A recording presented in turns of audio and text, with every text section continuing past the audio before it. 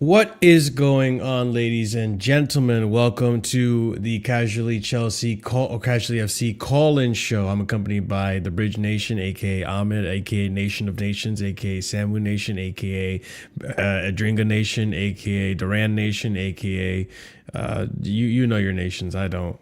aka United Nations, aka UK Whoa, Nations, Somali Nations, there the we go. referee FA Nations, FA Cup Nations, all types of nations. I could have kept going, but I don't. Leader of many. Leader of I'm many. dragging the joke too long. But big up to every single one of you who are here. I am Casually FC, Marshall DBDX. The channel is called Casually FC. People call me Casually. I don't know, man. You can call me whatever you want. But ladies and gents, you already know what to do. Smash up the like button if you haven't done so already. Be sure to subscribe to the channel if you are new here. Big up to Jez, but you're gonna get clapped tomorrow. I'm just letting you know, man. And Pause. so was him. Listen, bro, Jess can hold that. Jess can hold that, man. But yeah, ladies and gents, subscribe if you're new here. Check out the links in the description. Also, be sure to check out the memberships. We have 4 different tiers starting at 99p. For those of you guys who are interested in going up a tier and helping out by means of a membership, helps the channel grow tremendously. It's good for the algorithm and all that fun stuff. So big up to every single one of you guys who are here to support. And as always, for the call-in show, ladies and gents, we'll open up the link, we'll open up the floor and the lines for you guys to have your say, come in here. And yeah, I guess a few of you I'm expecting to just vent and get a lot off your chest in terms of what happened with the January transfer window. Obviously, the majority of Chelsea fans are very upset with what happened. I personally, I'm not that fussed about it, but I'm one of very, very few. But yeah, Ahmed, my man. Oh, I'm gonna use this against Iqbali. Look at this, man. So I have a tweet that kind of summarizes the transfer window pretty well. Big up to Blue Dodgers. But we'll start off with this. We'll go over the tweet and kind of see how we feel about the ins and the outs of the window. But what I was saying before is, look at this guy. Look at this fraud holding a Wolverhampton's coffee cup. That was in it. So listen, I'm all for Inexcusable. trolling. I'm all for the trolling, man. But on this one, Inexcusable. we can't use it on this one, I'm afraid.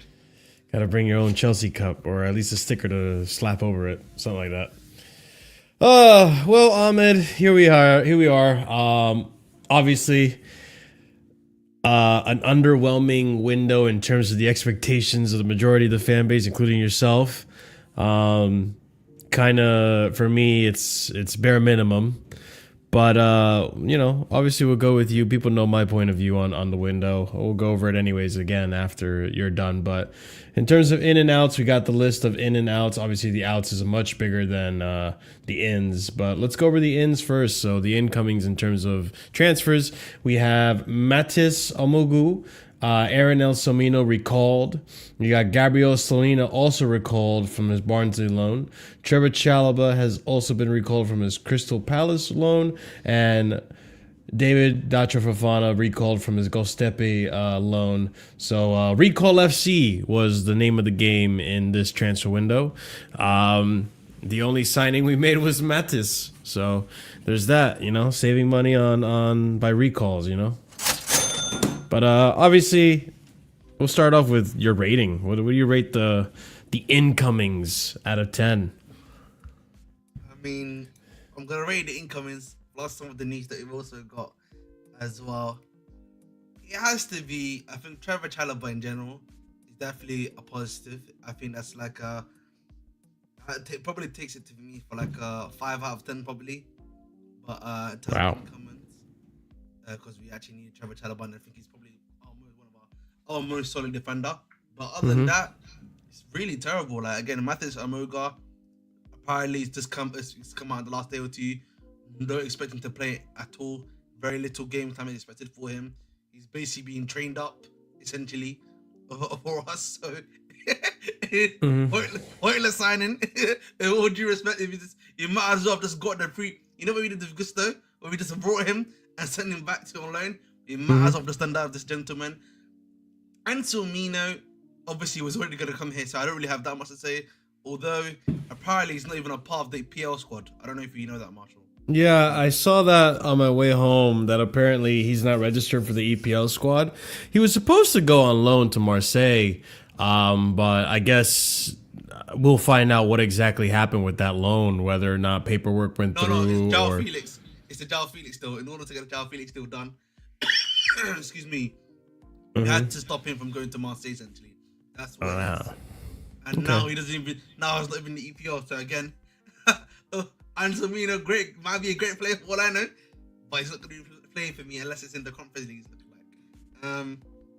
Dacha Fofana, again, his is a bit different because he's come back with a knee injury, right? It's a full month knee injury out. So like again, he's not really a class of incoming. He's more so like he's coming back because of like because he's got a major injury. I think you would agree with that as well. Like Dacha Fofana in general. Anything that we're recalling as an injury, I wouldn't really like. Selena is I think a bit similar as well, right? He's got an injury, and then like because he wasn't able to play too much, and you know how it is, particularly when you're in a championship, League One, you've basically played essentially double the games. I don't know if you know this, Marshall. They actually play, I think, pretty much double the games that we play. Like, League One does? No, the Championship, League One. Oh, the Championship, yeah. They play a lot more games than us, if I'm not mistaken. They play like because they play twice a week. I don't know if you know this, like. That's like something that actually happens. I didn't know that. That's a normal thing? Yeah, twice a week? It's stuff like that, if I'm not mistaken. Like again. Oh, wow. Yeah. So they play a lot more games than on average because like there's like 25 teams, if I'm not mistaken, like 26 in the championship. So again, makes sense with Gabriel Celine. That they probably got another guy in. It's too late now. Yeah, I mean, very much like you were saying before, in terms of these bringing the incomings, I don't really count the ones that are injuries because I feel like that's just. I mean, it's smart in the sense that like, listen, you're trying to deal with a problem you created. That problem that they created was, I don't know about you, Ahmed. I never bought into this idea that Maresca said he didn't have a bloated squad. I've always, I was like, okay, I mean, as long as you don't think you have a bloated squad, that's good. But we all kind of, at least me, I know you have a bloated squad. Like you have a lot of players there. You know what it is, bro. Again, I always tell people is that a manager can probably say one thing in public. Yeah, of course. Like he's saying, there's always the stuff that is outside, which is the private thing, right? Which is he's probably saying behind the scenes when he's talking to these people, head on, face on. Yeah, no, obviously he has a public persona as well as like a private, more like a business persona, right? Exactly. Which is understandable. Nothing wrong with that. But, when things came out, obviously there was a lot of controversy in terms of like how many signings we had and how bloated the squad was.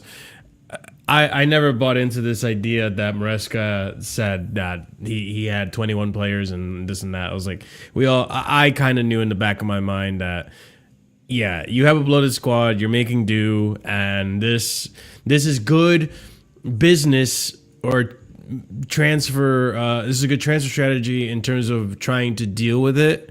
Recall these injured players that aren't going to be playing the rest of the season or the majority of the rest of their season, because what's the point? You use those loans then to put it on to other players that you need to put out there and make use of the loans. There's no point in just using a loan up on a player that's going to sit there and rot on a bench or, in a hospital bed or whatever, a nursery bed, just to recover from an injury. There's no point. So it's smart in that sense. But other than that, like, this is the bare minimum for me in terms of incomings. I wanted a center back to be fixed. I think the easiest solution in the January window was going to be a Chalobah, right? Like, I think majority of us kind of knew that. So I'm not opposed to it. Now, as far as Matisse, I kind of differ in opinion than you, simply because like I feel like we will avoid using him, but if we need to use him, we will use him. And I believe that there's a good player in there. I've seen a little bit of him from, the clips, obviously. Hard to say because I don't watch Ligue 1 like that. But I feel like we haven't really struck out with young players. outside of Mudryk, really. We've done pretty good in terms of recruitment of getting good midfielders into the team. You know, people are asking for Leslie Ugochukwu and Santos to be recalled.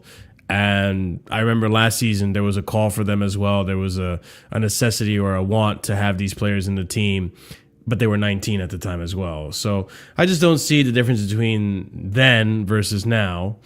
And even then, like, people want to... I understand that Matis hasn't played that many games. He's only played, 20 professional League One games, maybe. And I understand he's young. I believe he has 20 professional appearances this season, something like that. Might be even less. Played 8.5 games. 8.5 games? Yeah. How many appearances though? Do you know? No, that's like including appearances. Okay. Roughly. Yeah, I heard 20. But it's not. Including, I'm assuming it's include the Coupe de France as well, right? Your microphone, by the way, you're like coming in and out. No, You I was gotta be a saying little that. closer to it. Yeah. No, I was saying it's probably also including the Coupe de France, right? Because there's also the Coupe de France and other stuff like that he's played. And I think the 20 thing in general. I'm just gonna boost your microphone. Go ahead. Oh, Jao Felix scored. Thanks for letting me know. I don't care. But anyway, I think the 20 appearances, I think it's over the 2 seasons because he was also playing. He's also started getting to the team last season when they were in League 2. So because they were in the championship equivalent of like. Yeah. Of Okay, I can see that. That's probably why they're counting like, it. I mean, I think. I'll let you finish though. Yeah. Yeah, no. Just overall, like, I think when you look at some of these, like, I remember Esteval, the outrage on Esteval, and time will tell if Esteval will acclimatize well to the Premier League. But I remember the outrage on Esteval that when we recruited him, he had barely played any minutes, and now we're looking at Ethan. Listen, you can say it's an exception to the rule, but just because it's an exception to the rule, I don't think that it's like, as I like to say, like a Loch Ness monster or like a rare sighting, like like a shiny Pokemon. I feel like there's a lot of good players out there that if you have proper recruitment, you can get good players. Like people were saying to me last season, oh, it's going to be impossible to find another Cole Palmer. Sure, you could say that. That's fine. But at the same time, you can get players that are of good quality. They don't have to be as high quality as Cole Palmer, but you can get good quality players around that age. You're looking at, we're watching the Arsenal game right now in the background. Nwaneri, which people are going crazy for. He's only, is he the 17-year-old or is Miles Lewis Skelly the 17-year-old? Okay, you sound really low. No, but like again, I mean just again a little bit, but like listen, I think the problem that I'm having is that I think everything you're saying is all well and good, right? Listen, it's all reasonable, and that's not how this team like Mathis, like Mathis, he's definitely a talented player from what I've seen from him. I mean, the examples. I'm just gonna start with the last point quickly. The examples he gave, they came from their own academy though, like the Hill Academy, if I'm not mistaken. So, yeah. That's a little bit different, I'll probably argue, right? But the thing for me with Mathis I is get that, right? It's not whether or not he's a talented player or not. My issue actually with him is that you're now getting reports saying barely any minutes are coming out for him, unexpected to be given to him at all, and that he's going to Strasbourg next season already guaranteed. Sure. So realistically, again, I go back to the same question I asked you, before we signed this guy. Why not just have Raksaki play there? With all due respect, you know what I mean? Well, the thing is, like, Raksaki. That's the question I asked. Like, you know what I mean? What is realistically the difference I'm getting with a gentleman like who we just spoke about right now in Mathis, yeah, and then with Raksaki? Because for me, realistically, I don't see that much of a difference, bro. For me, I see my issue with the directors and with the ownership stems in the circumstances where I can't find logic, right? The whole idea to put him at Strasbourg, you know what I think of, what logic train I follow is that, okay, what? Because you know how my brain works. We've worked together for 2-3 years, almost 3 years now. I know, yeah. And my brain, I tend to try to find the logic in a lot of the decisions that are being made with this ownership, and I try to like figure out why you're doing certain things versus criticizing it just flat out on the surface level. And for me, if the plan is that Santos is going to be here as a squad player next season, that means that Strasburg is going to need someone to replace that profile. Now, is Mathis that profile tit for tat? Maybe not. He might be a little bit more different of a player, but it makes sense that, like, okay, you're at least recruiting the backup for when Santos is done at Strasbourg. They're going to need someone to fill in that gap. You have the backup there with Mathis, right? And he could potentially fill that role. In terms of, like, the Raksaki thing, now, that one, I get where you're coming from. I can't really, like, sit here and say, like, you know, the Conference League and what we saw in the Conference League is similar to a player who is playing in Ligue 1, right? Like, I would like to believe that there's different levels. Like, you know, Ligue 1 is probably more difficult than most of the games you're going to play in the Conference League. So there's a possibility. And I don't, if the directors decided to go with Raksaki, I wouldn't have minded it either, because I feel like in his debut, I saw something there. And you, again, as a backup, I feel like you can do a job as a backup. A few minutes at the end of the game, like, I don't expect Lavia. I think the issue is going to be, like, if we're expecting them to play 90 minutes if, like, if an Enzo or a Caicedo were to get injured. That's where I think an issue would become. Even with the Matis one, right? You would have to have someone to hold their hand in that situation. Or it might even be a Cucurella that plays there, or a Reece James, before those players get to play those minutes. But at least for either or, Raksaki or a Matis, like, I don't mind giving them, you know, 15, 20 minutes at the end of a game, especially if we're winning the game, so that, you know, you can give a rest to the thing for me, Caicedo. Marshall, is that it just looks like to me 10 million just spent a few months earlier than they probably wanted to spend it. I could see that. Right, with Mathis, right? Because that's all I'm saying. So, I like, can see that. So for me, it's just, at the end of the day, if you wanted to get this guy, just get a pre-agreement ready. Touch that in the summer is yours already, because you're doing it with the other guy that they tried to guy and they were trying to bring in now with Isugu. Yeah. Isugu's been already brought and ready for them to use however they wish. That's a profile I like, by the way. I don't know if you've seen. I like his. Listen, I like what I've seen so far. I don't really. Again, Bridge Nation is not gonna talk too much on Isugu. Isugu Nation, no Isugu Nation yet. I mean, it's the Bridge Nation is still analyzing, so. As such, okay. we'll talk soon. But if you don't know about Isugu, he is also, funny enough, an FM legend. Casually Isugu, there you go. No, he's an FM legend. If you don't know, if you know, you know. Okay, fair enough. But yeah, no. But I think just in general, if you talk about obviously the transfer window in general, did we need a centre back that was competent, that could do a job? Chalobah can do that for you realistically. So again, that's a positive. I think again, in terms of like midfield cover. What I personally would have again preferred, and I think that's probably what should have happened realistically for me, like a Leslie Ugochukwu or something like that, coming back in terms of what they can really give you there at the end of the day, right? And then I think the only other thing, obviously, in terms of that I think is the big L, like the massive L at the end of the day, whether they would like to admit or not, is really the striker position, man. I think there's really no other way to put it, Marshall, and I think you probably agree. You probably agree with that at the end of the day. Like, no, at the end of the day, I'm going to agree. Look, in an ideal, in an ideal window, I would have taken, you know, a goalkeeper and a striker and a left winger as well. It's just, for me, it's kind of like expectations versus like what I would. No, but I agree with you, because like for me, I'm saying, because I think you heard my point before. My reality was like, I just need 2 recalls realistically. One signing, remember? Yeah. So, I've always said, goalkeeping-wise, even if you put in a Jorgensen, I think you can be a steady Eddie until the summer, right? That's probably what you want to do. I got for agenda purposes, I must ask, have you changed your mind on Colomwani yet? No, because my issue with Colomwani is that... No, but my issue with Colomwani... Same profile, bro.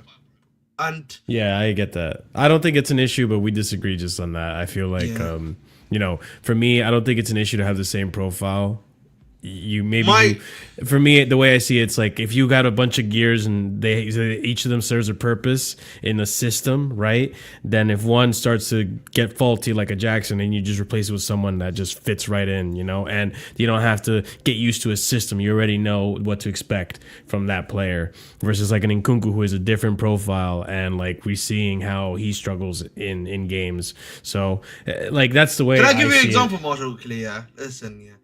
Okay. Obviously, in life, there's a plan A and there's a plan B, right? Now, we can use that. I get that. For certain times, you know what I mean? Certain situations, you have a plan A, which is a condom, right? But then sometimes, sometimes that breaks.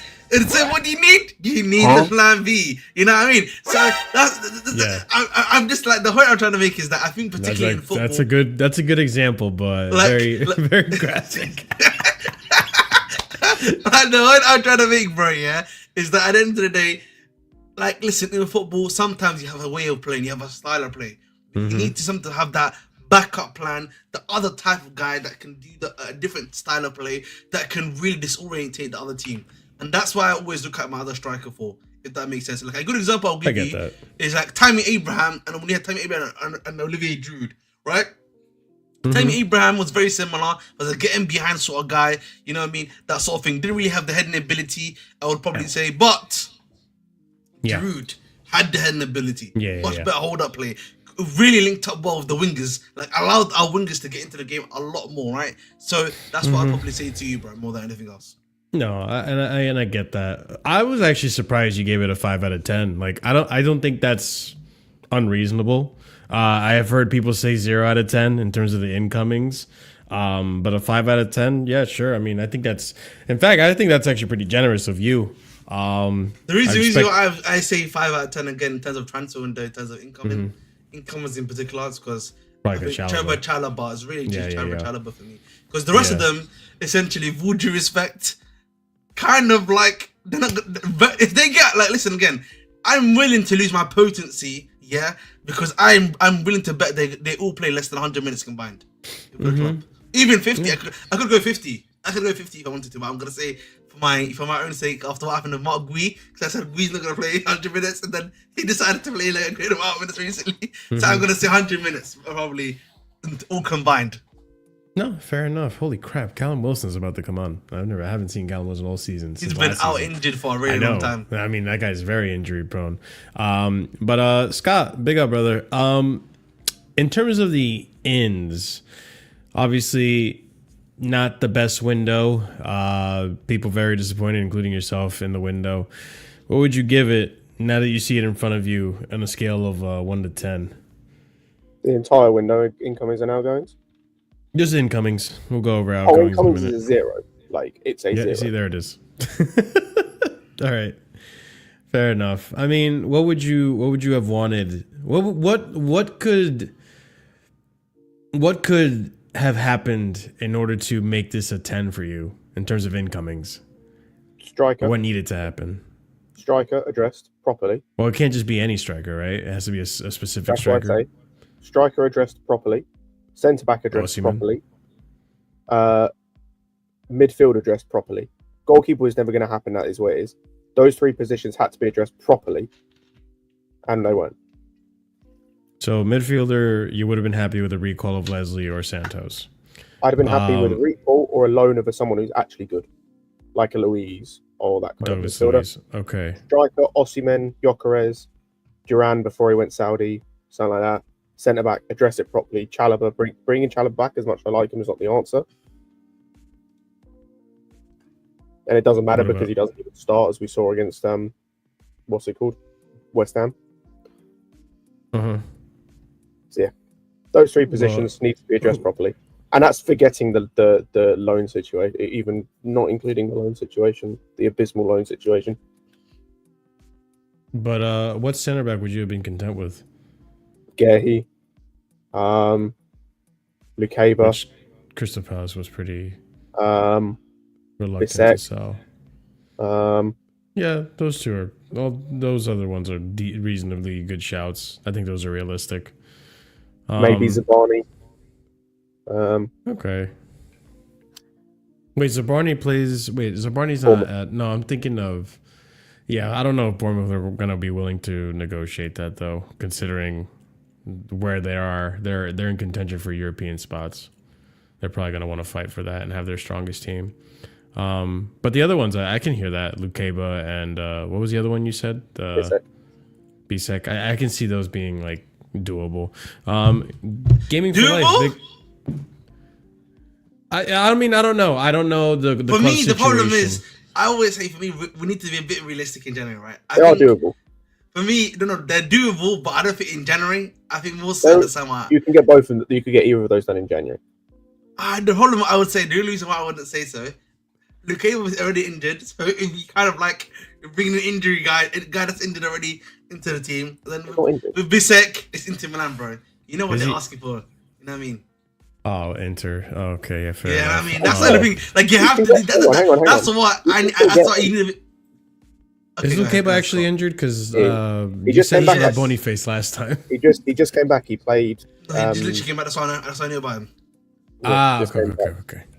4 days ago. So at the time of negotiation, he was in. Yeah. So the only thing I get what Scott is saying, you can probably negotiate for them, probably get them a higher price. But what I would just say is that realistically, you're probably gonna, you know, what I mean, they're later on, if that makes sense. Like for me, this is like a summer thing. Right now in January, I think okay, I get what you mean, Scott. But like for me, in my personal opinion, you solve that in the summer for me, right?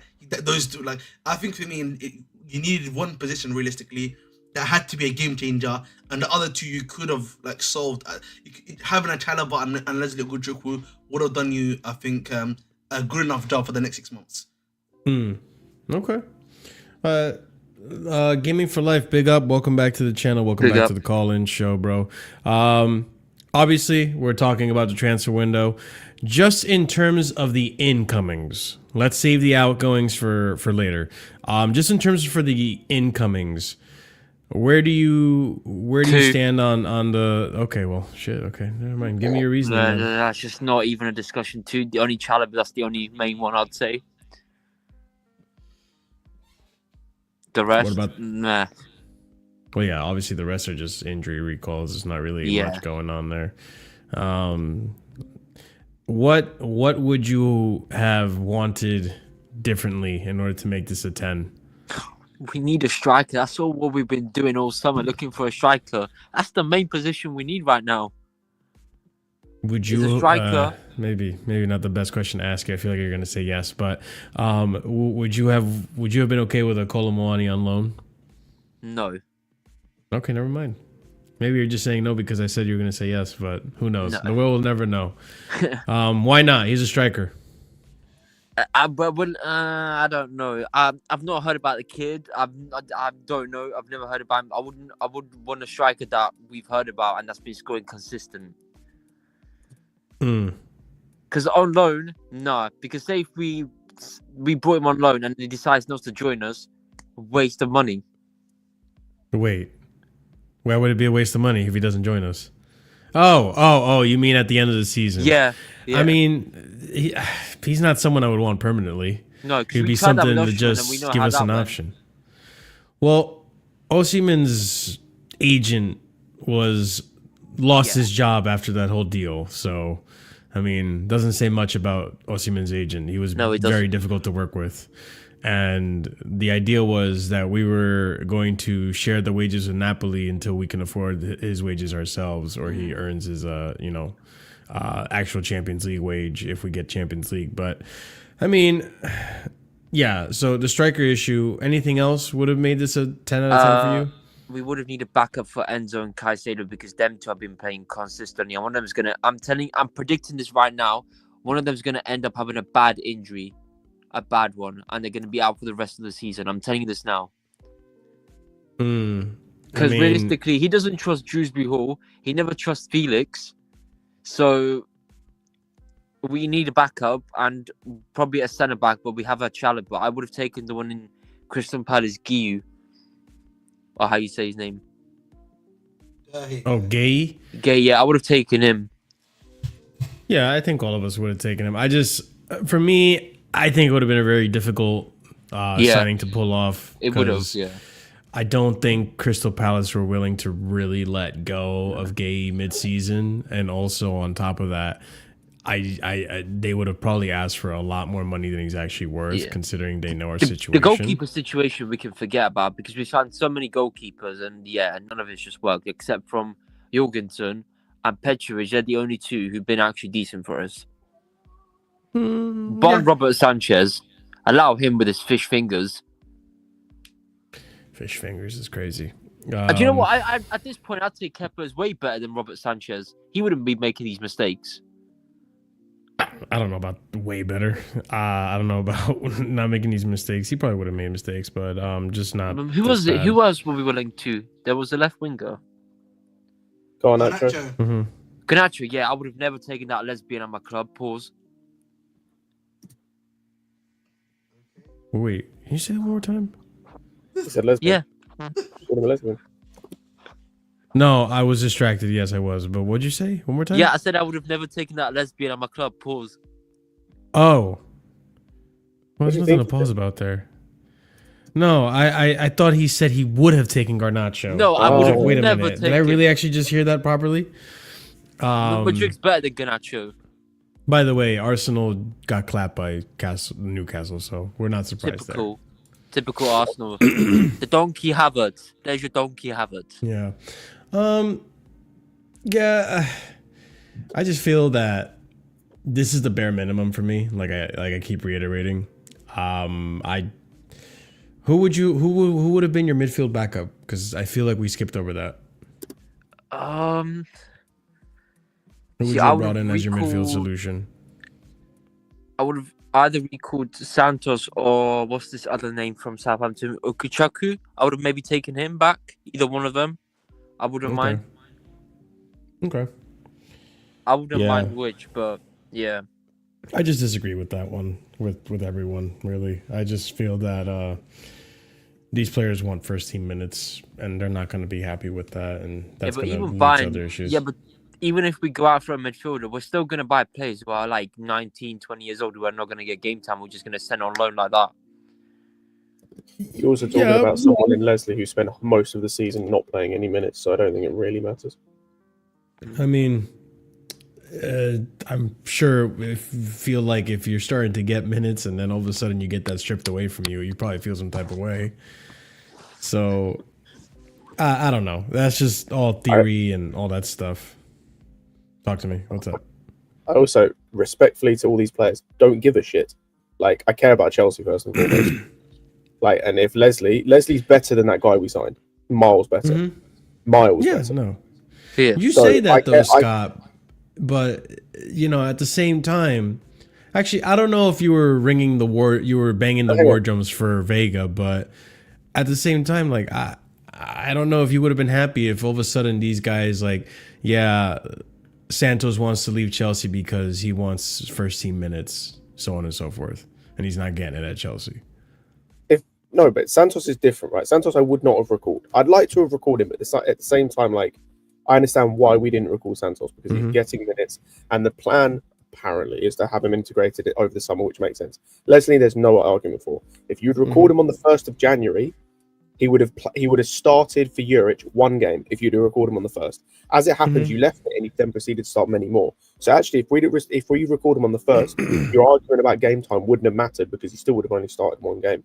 Secondly, with Leslie, like, it just would have made more sense. He played under Maresca's system at pre-season, so at least had an idea of what he was doing. We know that he can. We already know we've seen based on the time he's now had at Southampton. He is able to play in this league. He understands the players around him. He understands the physicality. He is just a better player than the guy we signed. As I said, he is just better. Like, there was no reason not to do it, not to do that one, and instead you didn't, and that's fine. You've signed some other dude. Cool. He's going to play, like Ahmed said, he's going to play all of like 100 minutes between now and the end of the season, probably. And that's absolutely fine. But then he's going to leave and go to Strasbourg next season, having spent 3 months here on work experience. I can't lie. I'm going to check out work experience and Anselmino. That's what it is, bro. It's the same Anselmino. But you know, by the way, Ahmed, have you seen, by the way, I don't know if anyone else has seen, have you seen Anselmino hasn't been registered for the Premier League squad? Yeah, I already told Marshall. I told him about that. Yeah, so Anselmino's basically pointless. Doing fucking work experience for 3 months again. Great. So he bro, what was the point? Mhm. We recalled him for no fucking reason. Child traffic. Shout out to child traffic. Well, no, we recalled him because it gave us more international loans. So we used on João Felix. Fantastic. Yeah, I don't think Joe. Well, actually, you know what? Let's actually go over the outgoings. Hang on a second. João Felix was a waste of money to sign him back. Oh, it was, but like we're here now. Well, there's a theory behind it, right? But let's go over the outgoings now that we're here. Outgoings: Axel Disasi to Aston Villa on loan. João Felix to AC Milan on loan. Renato Vega to Juventus on loan. Alex Matos to Oxford on loan. Kai Crampton to Bournemouth, undisclosed. Interesting. That's shady. Silcott Dewberry on Bournemouth. I know who it is. Jimmy J. Morgan to Gillingham. Is it Gillingham or Gillingham? No, Gillingham. Okay. On loan. Cesare Casadei to Torino. Permanent signing right there. £12.5 million with sell-on fee. Caleb Wiley to Watford on loan. We have a Boniface at Chelsea. I didn't know that. We sold a Samtu Boniface to Ipswich. Carney Chukwemeka went to Dortmund on loan. Ben Chilwell went to Crystal Palace on loan, and then we sold Harvey Vale to QPR. So a lot of outgoings, which is nice. We have the loan armies back, ladies and gents. You know, the army is a little smaller than it once was, but regardless, it is there. CSC for life. We'll start with you, broski. Give me your thoughts on the outgoings. How do you feel about that in terms of on a scale of 1 to 10? Where do you stand on how Chelsea did business in terms of the outgoings? Big up. Oh wait, hold on. You sound very staticky. But also, big up to the Omar B for the raid. I appreciate it, brother. Be sure, all of you guys coming from Omar's raid, to smash up the like button if you haven't done so already. Subscribe to the channel if you're new here, and appreciate the support and appreciate the raid, Omar. I'll let you in just a minute. Let me just get a few of these guys that just came in to have a say. CSC for life. Let me hear your mic again. Yeah, how's it sound now? You're a bit staticky, but you are coming through. Right, let me know if it's too bad. I might have to change my headphones, but can you still hear me now? We can hear you, but it's pretty staticky. Okay, give me 2 seconds. Yeah, go ahead, man. All right, in the meantime, Omar. Yo, give me a second. Big up, brother. CFC, try to come in and out of the stream, see if that helps. Okay. Yeah, justice for Kai Havertz, you know. Hey, hey, big up to the gang. Finally on Casual FC. Finally happy big up, brother. To be making my debut on Casual FC. But yeah, man, was just doing the Madrid hate along as well as the Arsenal game as well. And fortunately, Madrid brought it back and won the game. Shit, but Arsenal, another trophy bites the dust. Another season, another trophy gone. Here we are. Like, it's the gift that keeps on giving. As far as Chelsea is concerned, you're right, man. Listen, you guys have definitely been active in this January. More about getting rid of players than bringing in players. And you guys did well. I would say this, right? You guys you did get rid of like certain players that you didn't want, like you didn't need, or were not really playing a lot of games in this season so far, right? Disasi, I feel like, you know, getting him out on loan is good. João Felix scored today, guys. By the way, he scored for AC Milan today on his debut. Good for him. Yes, scored today. Good for him. Renato Vega. Renato Vega is an interesting one because I think there was a point in the season, Marshall, wasn't he actually playing in your defense? A little bit. Well, wasn't he playing well in the defense? Is that why you guys just decided to let him go on loan? I think so. He had 2 starts in the Premier League.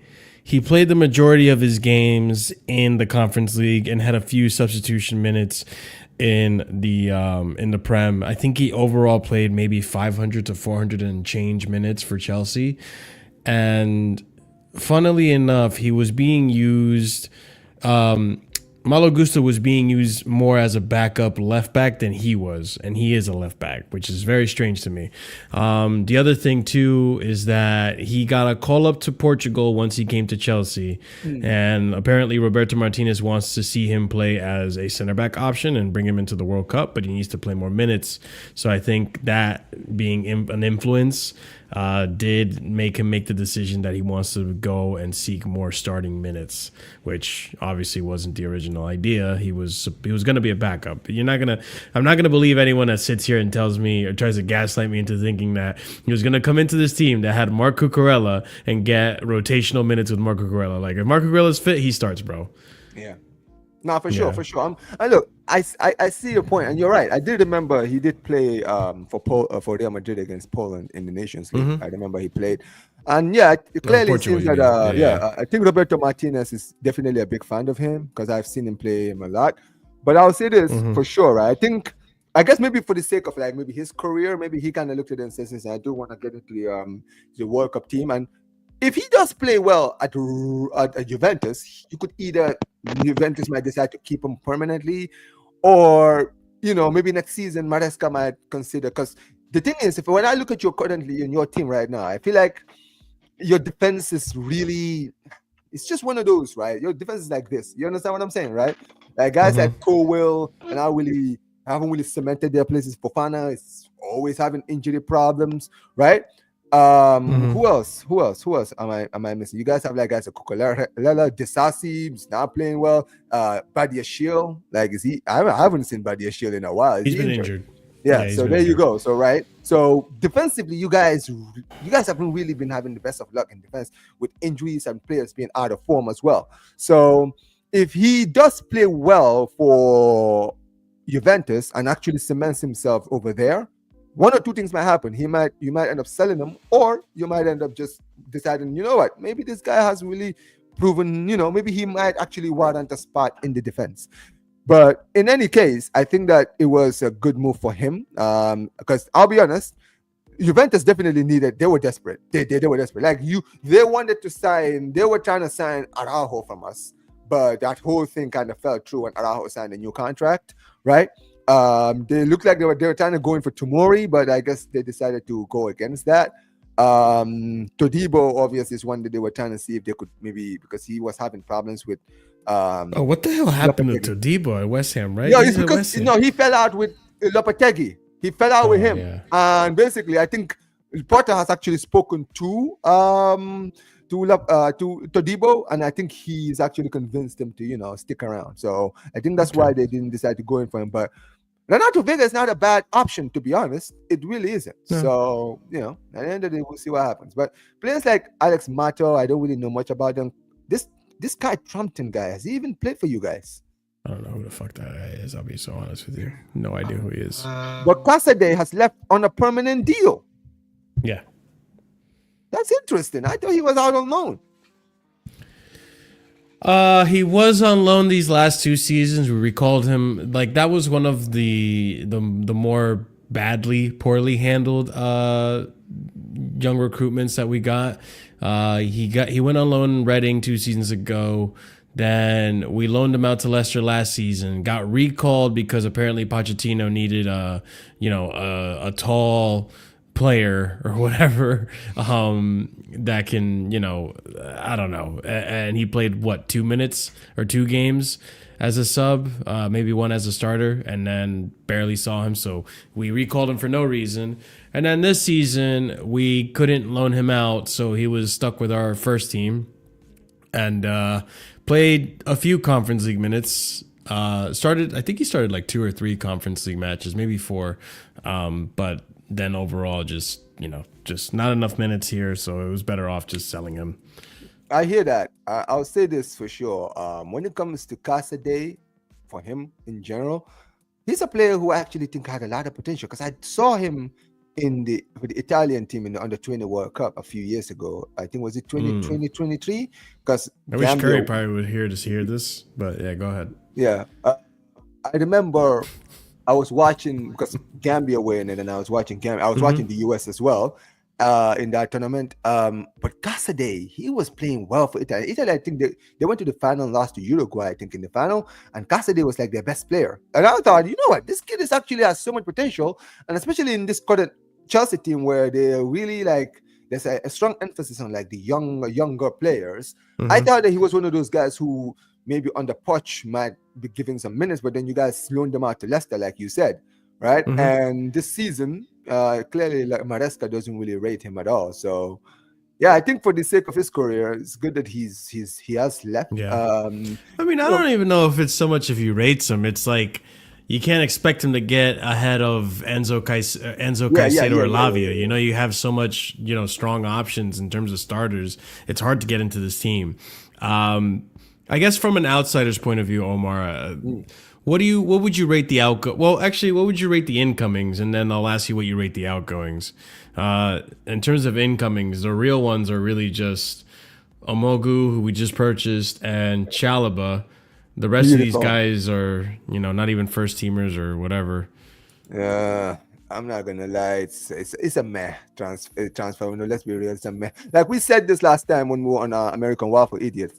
At the end of the day, it's not really surprising that January is like this. January has never been known for being the most active transfer window. So, look, this Saint Etienne player you guys signed, I haven't really seen much of him yet. So I will need to go and check on and see how good he is.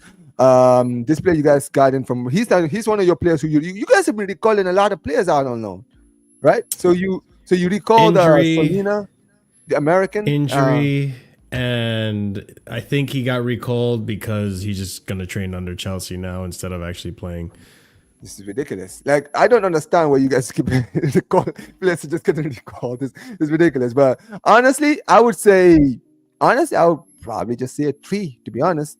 Just the fact that you guys signed the player. I don't know. Maybe this guy you guys signed could be good. Trevor Chalobah, actually, since his return, I was surprised because you're right. He wasn't really playing much at Crystal Palace, but he's come back and he's actually been playing well for you guys, which is surprising because I know that.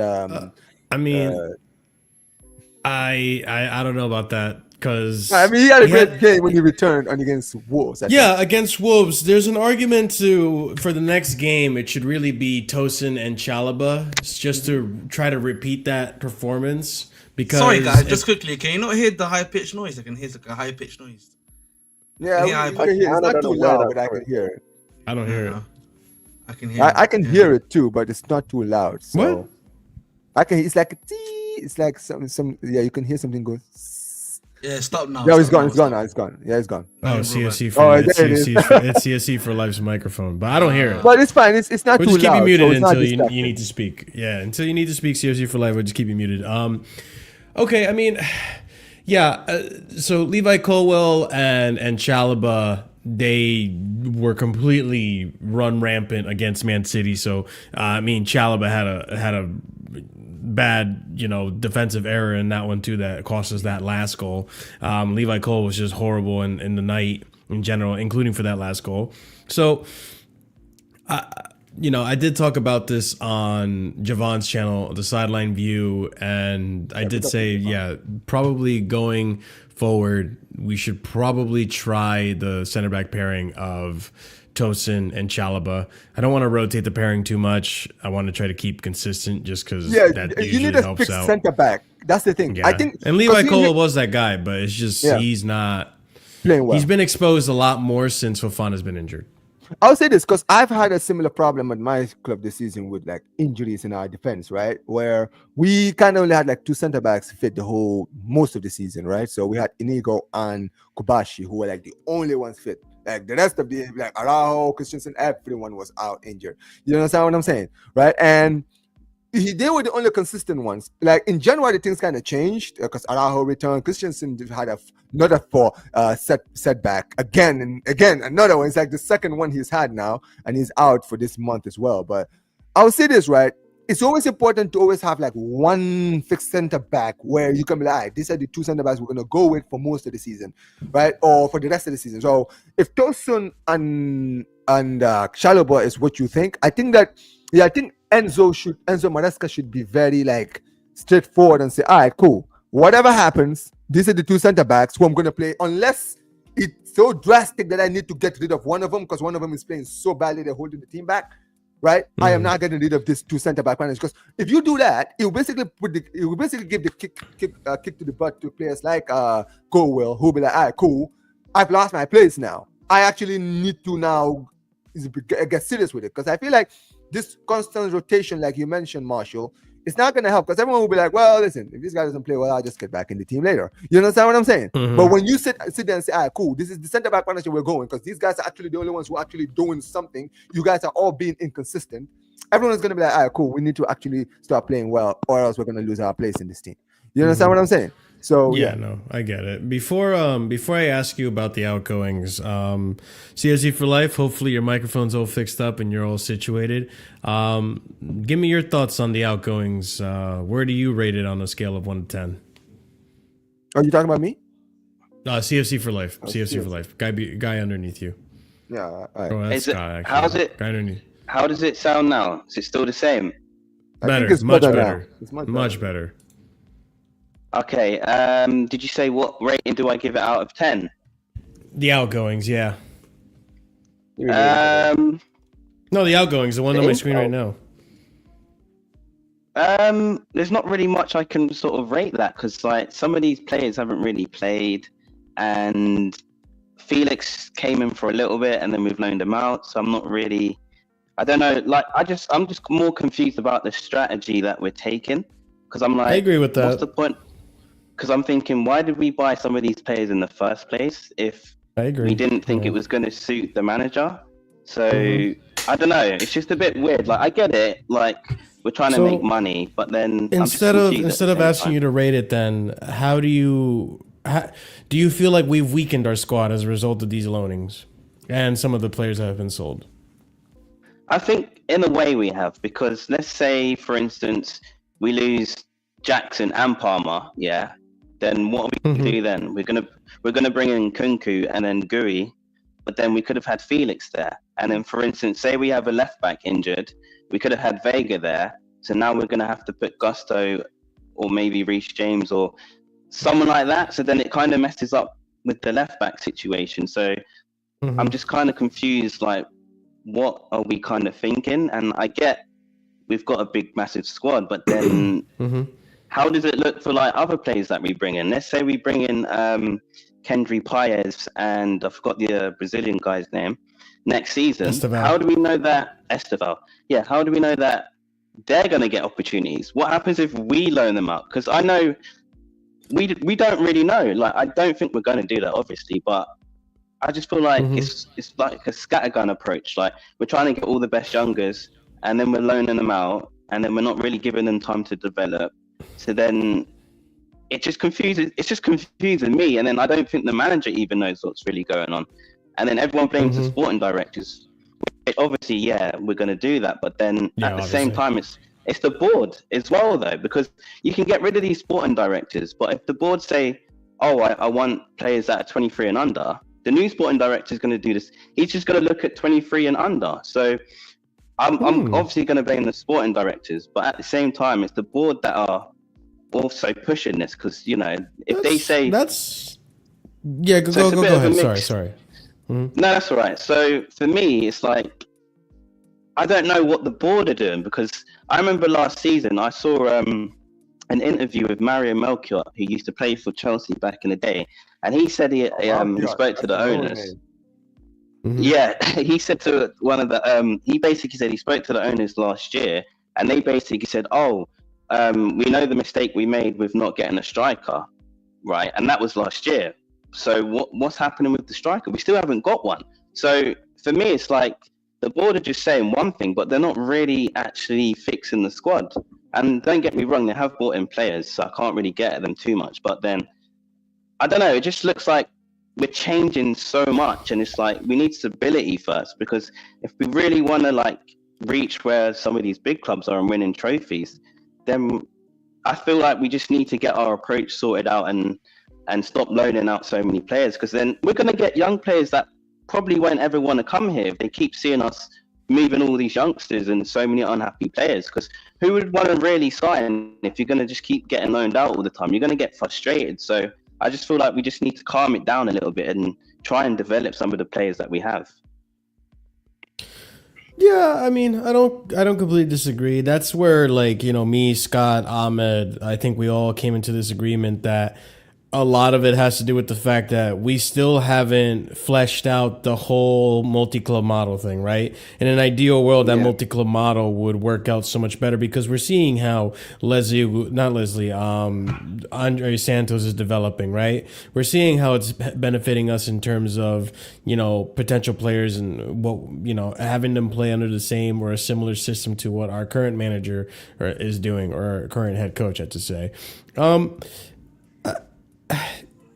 You brought up a point in terms of something I haven't heard yet, which is I know a lot of onus goes to the directors, right? Because they're like the public figures that we see, Win Stanley, Lawrence Stewart. But in reality, like, you're not wrong when you say that getting rid of him doesn't necessarily solve anything, because if it's coming from the board, then it's only going to be the same thing under another person.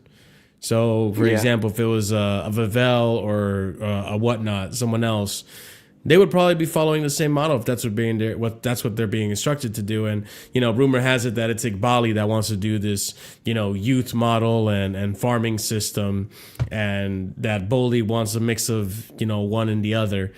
I think that's an interesting perspective for sure that I haven't really heard.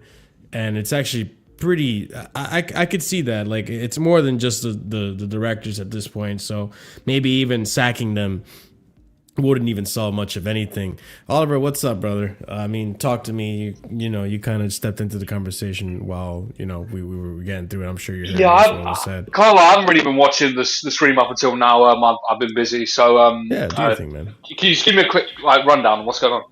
No, I mean, we're just looking at the ins and the outs, and we were rating it, and CFC brought up a good point. I mean, in terms of the outs, there's a lot of confusion in terms of, like, what exactly is the plan. And I get that I get that tit for tat in terms of, like, Renato Vega leaving, right? Cassidy was supposed to be an up-and-coming player that we were going to develop, and he just got sold, 2 years into the project. I look at a lot of these guys, right? Yeah. Right now, Disasi was meant to be the Chalobah replacement, realistically. Remember, and that's not turned out right. Again, he's a very full player. Again, even some of these signings, like, again, we could look at Disasi. Apparently, the reason why they signed him was because he was a passion merchant. You remember? That's literally why we signed him, bro. I know we were laughing. He's not wrong. Just sign a mascot at that point. Remember, again, Lawrence Stewart apparently showed his own co-sporting director videos of Disasi celebrating after doing clearances and tackles. Not true, man. That's true, bro. That's what the report was. That was the report. Can you send me that report when you have a minute, please? Was it the Athletic? I swear it was the Athletic. It's Athletic as well. So Yes, bro. This is why no one is disagreeing with me. But, like, again, I look at João Felix as well, yeah? He's someone that I know the ownership have been creaming over. Everyone's been creaming over. But realistically, we let a guy in Samu Omoridion, who potentially right now could be helping our squad, adding value to our squad, we basically said, you know what, F you, Samu, let's bring in João because we want to help out Mendes here so we can get another deal sorted out, right? And that has also hurt us a lot. That's the part that doesn't make sense to me, right? Like, this is where, we go back to what CFC for Life was saying, right? Like, some of these deals don't make any fucking sense. If I remember correctly, we were still going to get rid of Gallagher if we brought Samu. I don't know why we didn't pull the trigger on that. It's George Mendes, though. It's George Mendes. Remember, that's what I said to you before. Remember, we were trying to get this Neto. Wait, does George Mendes, is he Samu's agent? No, he's the agent of Neto. Okay. Remember, we were trying to negotiate. The Portuguese, He's a Portuguese super agent, former Ronaldo agent, right? But, like, with him, he was again negotiating with us to get Pedro Neto through the door for us, right? Remember, Pedro Neto came out of nowhere, was quiet behind the scenes. Part of that was obviously from the Jorge Mendes sort of perspective. Like, he was keeping a tight lip shut so that no one knew what was going on. He was helping us in that aspect. So he was like, listen, I helped you out with this deal to get help me out here by getting João Felix out of Atletico Madrid, basically, right? That's pretty much what happened there, and that basically cost us getting a talented player. As I said before, in that time we're already on. Can you go back to the list quickly? Yeah, again. Yeah, I got you. But just quickly, by the way, that was so last minute as well. If you guys remember, we got a here we go for Samu from Fabrizio. That's how late they did the U-turn. That's how crazy it was. Like, again, Yeah, Renato Vega. Renato Vega is genuinely a case study of, I think, for me, the problem of the squad, in my personal opinion, in the sense that this is a guy we brought in to be a Swiss Army knife, to actually play minutes, to be a backup, and to learn his trade. But for some reason, the manager doesn't seem to rate him, and because of that, barely got any minutes other than Conference League, essentially. And so, again, he's another one I just look at and it's like, I hate to say it, to put it like this, why did we sign him? Yeah. I hate to put it like that because, like, I actually think he's a talented player, for the price he got him and everything, but why did we sign him if the manager's not going to use him or help him to push him this way, right? That for me is the fundamental part. And I think, yeah, this causes you a much better, I think Maresca is kind of like, this might be a Maresca L, yeah, because if Renato Vega performs for Juventus as a left-sided centre-back, and after the performances you've been seeing from the previous performances of Badia Shield, and the previous performances, yeah, the current performances of Levi Colwill, you gotta start looking at Maresca a bit like this. What's going on, big man? What's going on? Because then, because Vega's going to a league where, you know, they listen, they know their defenders, I would say, in general. They know their defenders, I would probably argue, right? And if he starts performing there, does a good job there consistently as a left-sided centre-back, yeah, and then he comes back to the club, I mean, and Cole continues at his current rate, you got to ask the necessary questions there. Again, the rest of these guys, Matos was bought for pure profit. Crampton is probably, is academic, if I'm not mistaken. Same with Dewberry, Morgan. I think the thing of Cassidy is that I refuse to believe that this guy was meant to be a flip for our football club, bro. He's the one, like, you know, I genuinely believe him and Santos, yeah, are realistically brought to be the future guys of the squad. But again, you know, I look at Cassidy, and, you know, we've got guys like KDH here who are essentially useless signings with all due respect. Cassidy should be been playing a lot more minutes and actually been added to the squad. You know what I mean? They didn't ruin his loan that he was at Leicester as well. And the fact you've basically broken even on him, yeah, even then after we tried to flip him off, is kind of disgraceful, bro. Well, okay, hold on. We didn't actually break even on him. We've gotten some money out of him from previous loan fees. Well, that's basically still breaking even. The profit margin is 2 million. No, it's not basically, no. Bro, are we gonna start hyping up 2 million profit margins, Marshall? Because that's what you're doing. These things add up. They add up. On the books, it looks good though, don't it? I guess. I don't give a shit. I didn't give a shit. I didn't give a shit when we were doing it under Roman. I didn't give a shit when we were getting £1 million worth of loans from Batshuayi for keeping him every fucking year because he wanted to renew his contract, and then we wanted to haggle over 5 million from Leeds. Like, I don't care. That's I didn't totally care when different they did situation, though. No, it's not. Yes, it is. No. What do you mean? Because no, it's not. Because we kept re-signing him. We were able to finally actually get rid of this player. But we're still paying part of his wages, though. My point. All I heard when I had this argument... No, we're not. Of Cassidy? No, he's a flat sell. No, yeah, when they go out on loan, but when they go out on loan... That's what I mean. That's what I mean. It's totally different than Cassidy. That's the only argument I'm making. It's a different scenario than Cassidy. No, when you look at... Alexis said this earlier, right? When you look at the original window where we got most of these players, you look at Moreira. We made some money off of that. Who else was sold in that window? Moreira was a free. That's the difference. That's a... Yeah, Moreira was Moreira. I know. But like... The only player we've made significant money off of is Hutchinson. Yes, literally. We made 23 million. Yeah, but what I'm trying to get at is that when you look at the players that we obtained in that window, although each one that we sold ended up being small margins, when you total it up, it's about 50 million euros or pounds. I forget what currency it was. That's not chump change at the end of the day. At the same time with Cassidy, we had a loan fee at Reading. There was a loan fee for Leicester as well. So already you have the loan fee on top of breaking even on the actual, transfer Marshall, how much was the loan fee for Reading? And then 25 or 20% of the sell-on clause, which is going to be more. Marshall, do you know how much the loan fee for Reading was? No. it's definitely less than $1 million. I'm fairly certain that. Yeah. Regardless, it still adds up. So these things add up. But listen, Marshall. you're doing Okay, let me ask you this. Marshall is genuinely Marshall No. is genuinely doing every little helps. You know what I mean? No, That's what you're doing. Ahmed. No. But let's be real. Can I- Ahmed, when you can look I- at this list, okay, you have Cassidy for 12.5, Renato Vega for 5, right? So that's 17.5. Who else did we actually sell on this list that I can't? QPR Harveyville was like what, 3 million? No, it wasn't 2-3 million, bro. You're calculating wrong. You're calculating wrong. It's 1 million, bro. It's spending for that much. Okay, so in 1 million. bookkeeping You have terms. 6. Okay, that's fine. But like, I'm just trying to prove a point real quick, JC, and then I'll get to you because obviously I want you to have your say. That's about 16.5 flat out in sales. How much do you think on top of that are we getting from all these loan fees? And how much do you think that's going to total out to be? I don't care. What do you That's mean? not Okay, the point. can I just quickly once in this Go ahead, JC. very topic, because I don't want to go deeper into this.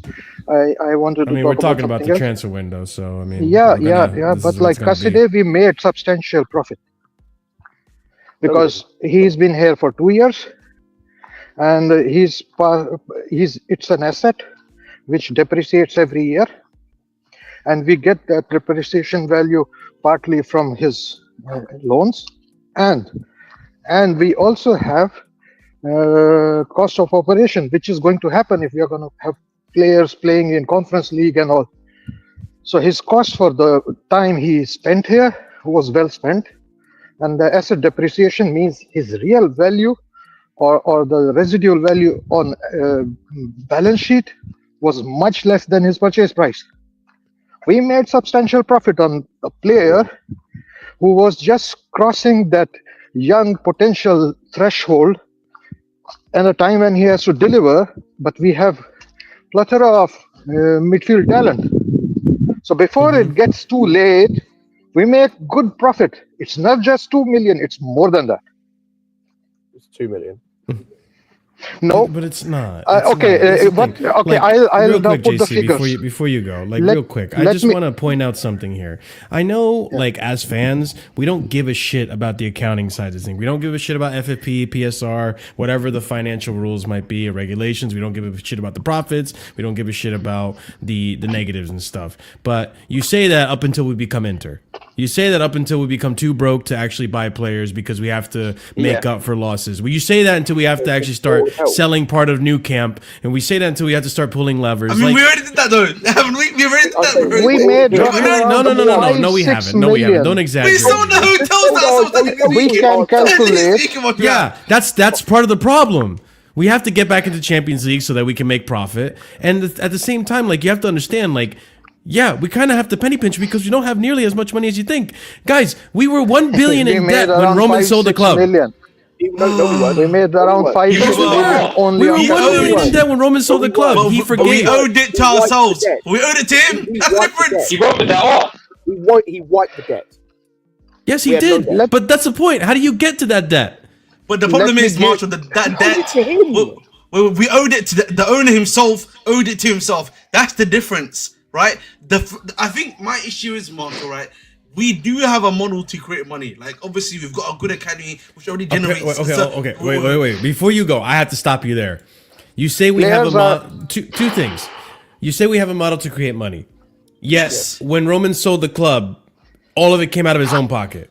1 billion in debt. It came out of his own pocket. It didn't come out of Chelsea. But that was It came towards out the of end, his own Marshall. pocket. Again, Marshall. But that was towards the end. You don't accumulate. You don't accumulate. Wait. But I just need to read. You're not getting what I'm saying. Please let me speak. Okay? Now you're doing too much because we know where the vast majority of that money came from. It was because of those heavy windows that he used to spend. Particularly, I would argue, one of our new managers used to come in, right? When it was Ancelotti, or there was under Mourinho, right? He used to do this thing where he used to spend heavy for these guys, even in those windows, and out of his own pocket, which he would take the money out from his own bank to give to us, right? That's why it wasn't technically money owed. That's the only thing. I get what you mean that it's 1.6 million in debt, but the 1.6 million then there's a context to it in the sense that it was the owner himself that we were owing money towards, which is him. Yes. It is him, Yes, right? That's I the difference. understand. My second point, which you didn't let me land on, is that I don't understand this idea that, and maybe it's the American in me, right? Because I'm just so Americanized.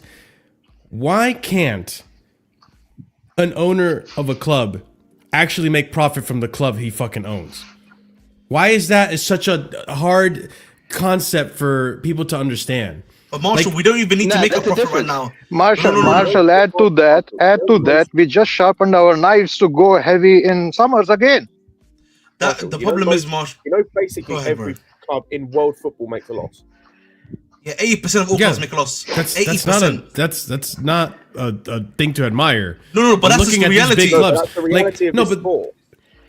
that's fine. This year, But Chelsea the thing will is, make a though, profit. the reality is also that at the time that Roman bought the club, it was a totally different world in terms of like, it was more of a wild, wild west in terms of how much money you can spend, how much money you can put on wages, so on and so forth, versus now.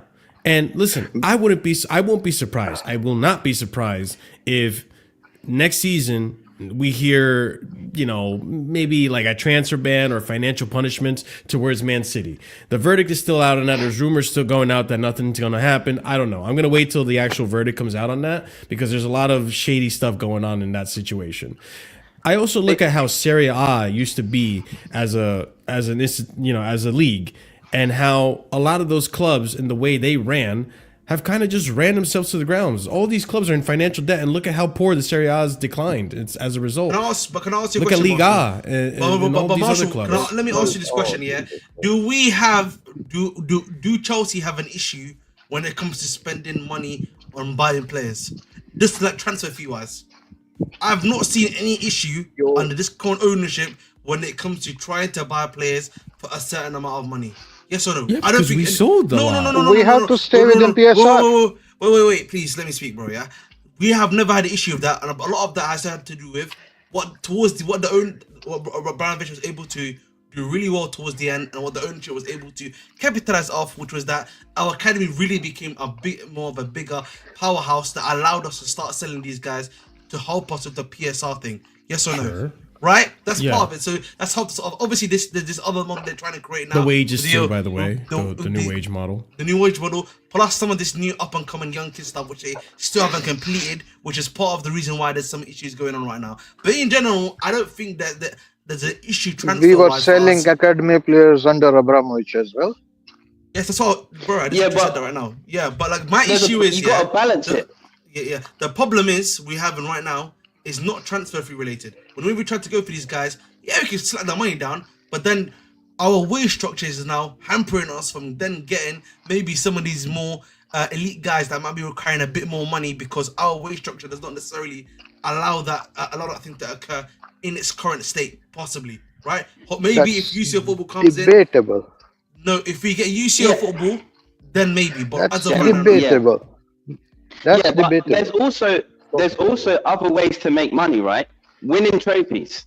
So if you keep winning trophies and you keep getting into the top four and you win the Premier League and you win the Champions League, you can also make money. Whereas the club's gone down a route like, okay, all I'm going to care about is buying players and selling players. They don't really seem like what Abramovich did was back in the day. He cared about, right, let me get the best players available right now.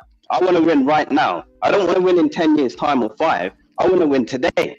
So I think that the board are really so focused on buying these youth and flipping and buying these youth. But I want the first team to be looking good first. Build up the first team so then we're winning, and then we'll get the rewards because then we can get young players and flip them, but we're also winning at the same time. And that's what Abramovich had. He kind of had that model. Can we have? Obviously not really on Can the we young players, have? but winning.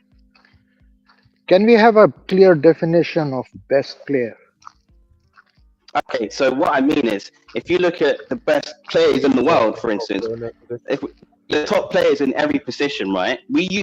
We used to operate differently in the market under Abramovich. We used to buy the best players like Makaleni, Shevchenko. I know Shevchenko didn't work out, but I'm just giving an example. Torres, these type of players. We go for the best players. Now we're going for the potential.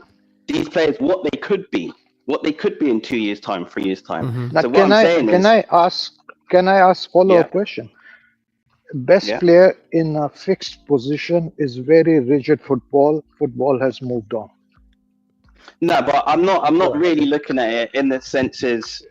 You're looking at, if you look at a list, right, you can look at the 20 best players, right? But we're looking at young players. We're not even looking at the top 20. We're just looking at really young potential. And then we're going to see if they can blossom into something. Like we're trying to do let's find a Cole Palmer, for instance. We're trying to do that and think we can just do that with everybody. That doesn't work all the time. So there's nothing wrong with mixing and matching. There's nothing wrong with buying a couple experienced players and you know young what? players. CFC, that's where I agree with you 100%. Like, one of my issues with the whole recruitment issue has been, like, it shouldn't have been, like, I remember when we got rid of Jorginho, I was like, why did we do that? Like, why not have Enzo and Jorginho in the same team? Like, why not have them? Like, you know, I think getting rid of all the experienced players, how we did, almost like a whole clean sweep, was a mistake. Like, we should have, you know, obviously get rid of some of them because of the wages and all that stuff, but slowly and surely inch your way out of it, versus how we just did it and we're hoping that this team is just gonna eventually, it's an investment. Everything's an investment, right? And hopefully the investment will pay off with Enzo, Caicedo, Palmer being the superstars that we're hoping they're going to be and just being world beaters. But I mean, the one thing I want to, whoever is accessing the secret vault for signings, bro, I can hear that. But what Marshall, a good example. Wait, Marshall, but real quick, JC. example. What I want to point out too is that I understand Roman wiped the debt. I understand Roman put his own money into the club.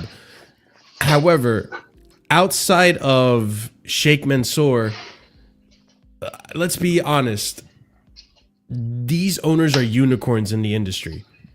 They really are. Like, we were blessed that we had a Roman, but the chances of us, after having a Roman, to get another Roman, another person that's going to just take money out of their pocket and take on a debt, it just wasn't going to be likely. That's just my opinion, and I just want to point that out because people say, like, oh, but Roman did this, Roman did that. Yeah, that's cool. Roman was a unicorn. So is Sheikh Mansour. Once Sheikh Mansour leaves, I don't see Man City following the same model of we're just going to put our money into it and don't worry about the debt. I'll tell you what the difference is. All right, let me just say something quickly. Someone's streaming. I'll tell you what the difference. Someone streams. Yeah, I'll tell you what the difference is. JC, I just keep you muted until you have to speak. The difference Go ahead. is you had. Can I come in a bit? Abramovich. Yeah, I'm just going to say one thing. The difference is you had Abramovich who had full control. So he made the decisions. He was the main man. So he could. Right, exactly. So now what we've got is we've got Todd Bowley wanting to do his own thing, Egg Barley wanting to do his own thing. Then you might have Clearlake and the people behind. So everyone's all speaking at the same time saying, oh, I want to do this, I want to do that, I want to do this. Right? So everyone's doing it. So that is a problem in its own, because if you look at the first time the came and took over, right, we bought different types of players, the Sterlings, the Koulibalys. Look at the ages, right? And then all of a sudden we thought, nah, that's not working. Let's just flip it and do something completely opposite to what we did. So then all of a sudden we went for completely young. So I feel like there's so many voices in the background that it's hard for people to make decisions. And then someone might say, oh, I want this player. I want Dewsbury Hall. I want this guy. I want that guy. I want Vega. So then everyone's all making decisions and it's all kind of looking a bit mismatched. That's kind of what I think that's happening in the background, because you're getting all these weird signings. Go ahead, JC. Yeah, I think the fans are doing it like that, not the board members. Every fan has his own favorite players. And we have seen with PSG, which was a similar model, best world-class player in every position, it doesn't work. It won't work. Jury is still out on Abramovich. What was the reason for his football acquiring the club? Partly also he loved football, but partly maybe Russia wanted its investments, a good image in UK, and he didn't care about the profits. He was getting profits for the country, and his money was coming from his country. And that's a totally different discussion for other day. What I'm trying to say is, you cannot build a team on best player in each position. It doesn't work like that. You're looking at you're looking at it very in a small scope, because you're picking PSG, but I could pick Real Madrid. Hear me out, bro. I could pick Real Madrid. Hear me out, that win every single season buying the best talent available, and they do it every year. To be fair, PSG only had 3 players in their best position. That's what I was going to say. Yeah. PSG didn't really have the best players, and they had 3. Yeah, and then what? not.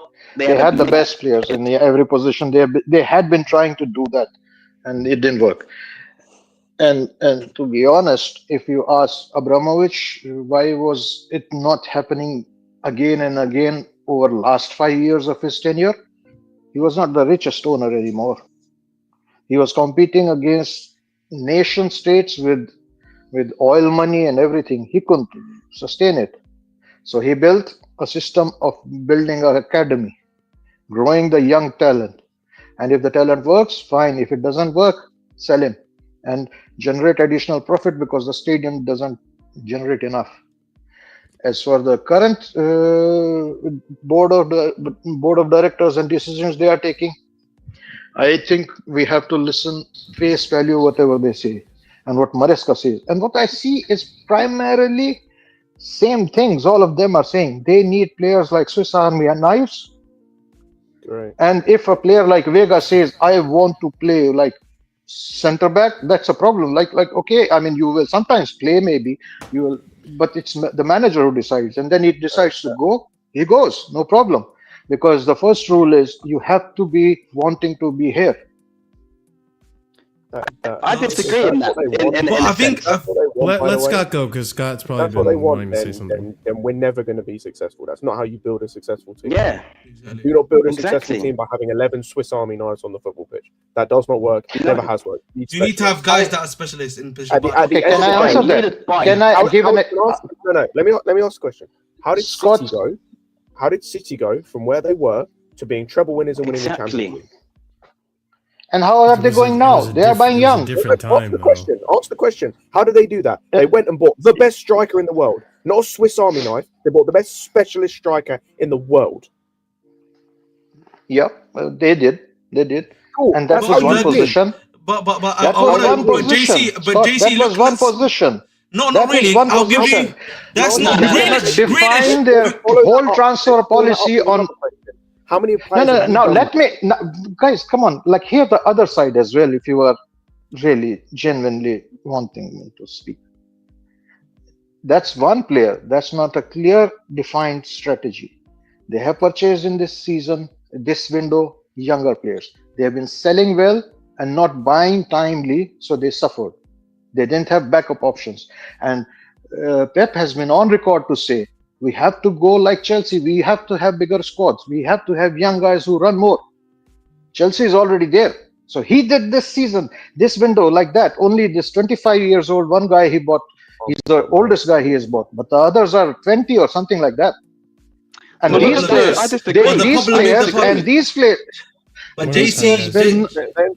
these players will not be like Nkunku. I want to start every game. These players will not be like Felix. I want to start every game. And if you look at a strategy, and I can give you a very clear example of last year. We had a flexible game plan, and it worked. And it worked fantastically. No, it didn't. It resembled a little bit like Bayern Munich used to have under Pep Plan B. Overload the right wing, throw in the crosses, and overload the back post. And then you have a Palmer and Caicedo catching the balls if there are rebounds coming and trying to control the game and just press it. And that creates chaos in a double line of this low block. That was a strategy I saw. And this can be achieved with flexible players, not with rigid players. The problem is, JC, the problem with this, what you're saying, JC, is that let me just go back to Man City quickly. The reason why they can buy a lot of these young players now is because they have a lot of experienced players that got a year or two left that there can at least be a transitionary period where they can get that from another. We did not do that, bro. We went straight away into the young guys straight away, bro. Our oldest player again. Our oldest player for context right now is Tosin, right? So I think that's not exactly a correlation in my personal opinion. I think secondly, there are certain positions, whether we like to admit or not, you cannot have Swiss Army knives in. I think in this current era, I think in terms of a striker, I wouldn't say that's the case. Even a winger right now, particularly the wingers that are kind of dominating the league, there's certain types of wingers now, like which who are more direct, 1v1 guys. It's very. I don't really think so. Like, again, midfield to centre back, inverting stuff. That one, if you want to be a bit more flexible about, I get that. But I think in terms of an attacking sense, I don't think that's the case anymore. But I think there's a wider point issue that I think we need to talk about here, which is in terms of the transfer policy. I think my issue has always been, with Abramovich, it was always short-term happiness. Remember, something I think I've said to you before, Marshall, right? It's like we were trying to do the short-term thing, but that was costing us a lot of time, that medium to long-term success that we probably wanted, right? Which is what I think the ownership is aiming with this project. Okay. Particularly, wait, let me finish. But let him finish. Because particularly you saw this in my personal opinion, like once that main sign that Mourinho built post 2012, like you really saw that a lot more. That was like a lot more active in that period. You could see that issue right there. But then the problem with this new ownership is there's too much thinking long term, but we're not thinking also about the short to medium term, to help us to get to the long term, right? And so we've got two opposites, but there is a happy medium, but there needs to be a happy medium where it's like. Which is where the issue I'm having. JC, I think if you have if you have both legs in different boats, it will not work. No. Hold on. That's where I disagree with you, JC. No. I think it is possible, but we messed up in the process in which we could have done that. You look at Real Madrid, for example. Real Madrid signed Tchouaméni. Mbappe. They signed Camavinga. They signed, not even Mbappe, but I'll say Endrick. Okay. There's a lot of youngsters and up-and-coming players in that team that, guess who they had to currently, let's just put for an example, right? They got Rudiger, they got Courtois. They have experienced players in there that can sustain the standard and sustain the performances while the youngsters are still developing. And they add experienced players as well. Mind you, but hold on. Mind you, I go back to, like, for example, this comment, right? Like, let's be honest. Real Madrid don't necessarily buy the best and the biggest and the baddest players. They wait till those players become free agents and then they sign up, right? So players will purposely wait until their contract runs down and then they go. That's how they do business. You look at their January business, they didn't do a damn diddly squat. They're one of the, in terms of like signings, are on the lower end of who makes most money, right? They massage Trent, that's it. Exactly. But even then, like, let's just say, for example, because I was thinking about this while Ahmed was speaking, right? If at the time that Mourinho came into the club, we made the signings of Lampard, Terry, so on and so forth, these guys that became our greats, right? If we had maybe Mourinho for the long term, I don't know if he's going to be a project manager or if he ever would have been a project manager, but if we had a project manager like an Alex Ferguson at the time, that team would have been a lot more dominant and would have won a lot more trophies under Roman than it did in the revolving door that we had. Although we did see a lot of success because of it, I feel like there would have been a lot more success had it been a more sustainable project. Mind you, it is a different time, and nowadays with all the FFP and all this stuff, finances come into play a lot more than they used to. But it's just, there's give and take to both arguments, is what I'm trying to get at. See, okay, like my point, very quickly. If you look at that Chelsea, we were 4-2-3-1 with Eiffel Towers in every position. And they adapted and they went deep in every competition. But once they end up with really top teams who are flexible and adjusting, sometimes it works, sometimes it didn't work. We ended up winning, but we didn't dominate European football or British football. No, and one of the reasons was the players, the spine was so strong, there was a stability in that. So managers could be changed. Could be changed.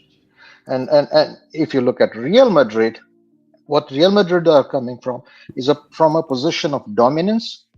And along the way, they have retiring or players who are getting old, and they are doing good business by replacing those places and adapting as things go along. They are doing something which Manchester City probably didn't do a little bit, but Manchester City saved a lot of money. They have roughly around 300 million, somebody said, like calculated, to spend in this transfer window. They didn't spend all, they will spend more in summer. So Manchester City didn't go along the way, they waited, and they are suffering right now. But we never came under this new ownership. We were not coming from a position of dominance. And we were very much a half-cooked team or something like that. So either we could go along as under Tuchel he was developing. That was maybe there could have been continuity, and that was a mistake. And the owners agreed that's a mistake. But once that has happened, now they are rebuilding. And if you look at annual increment, like season by season, we are more on the up. So they are getting things right also.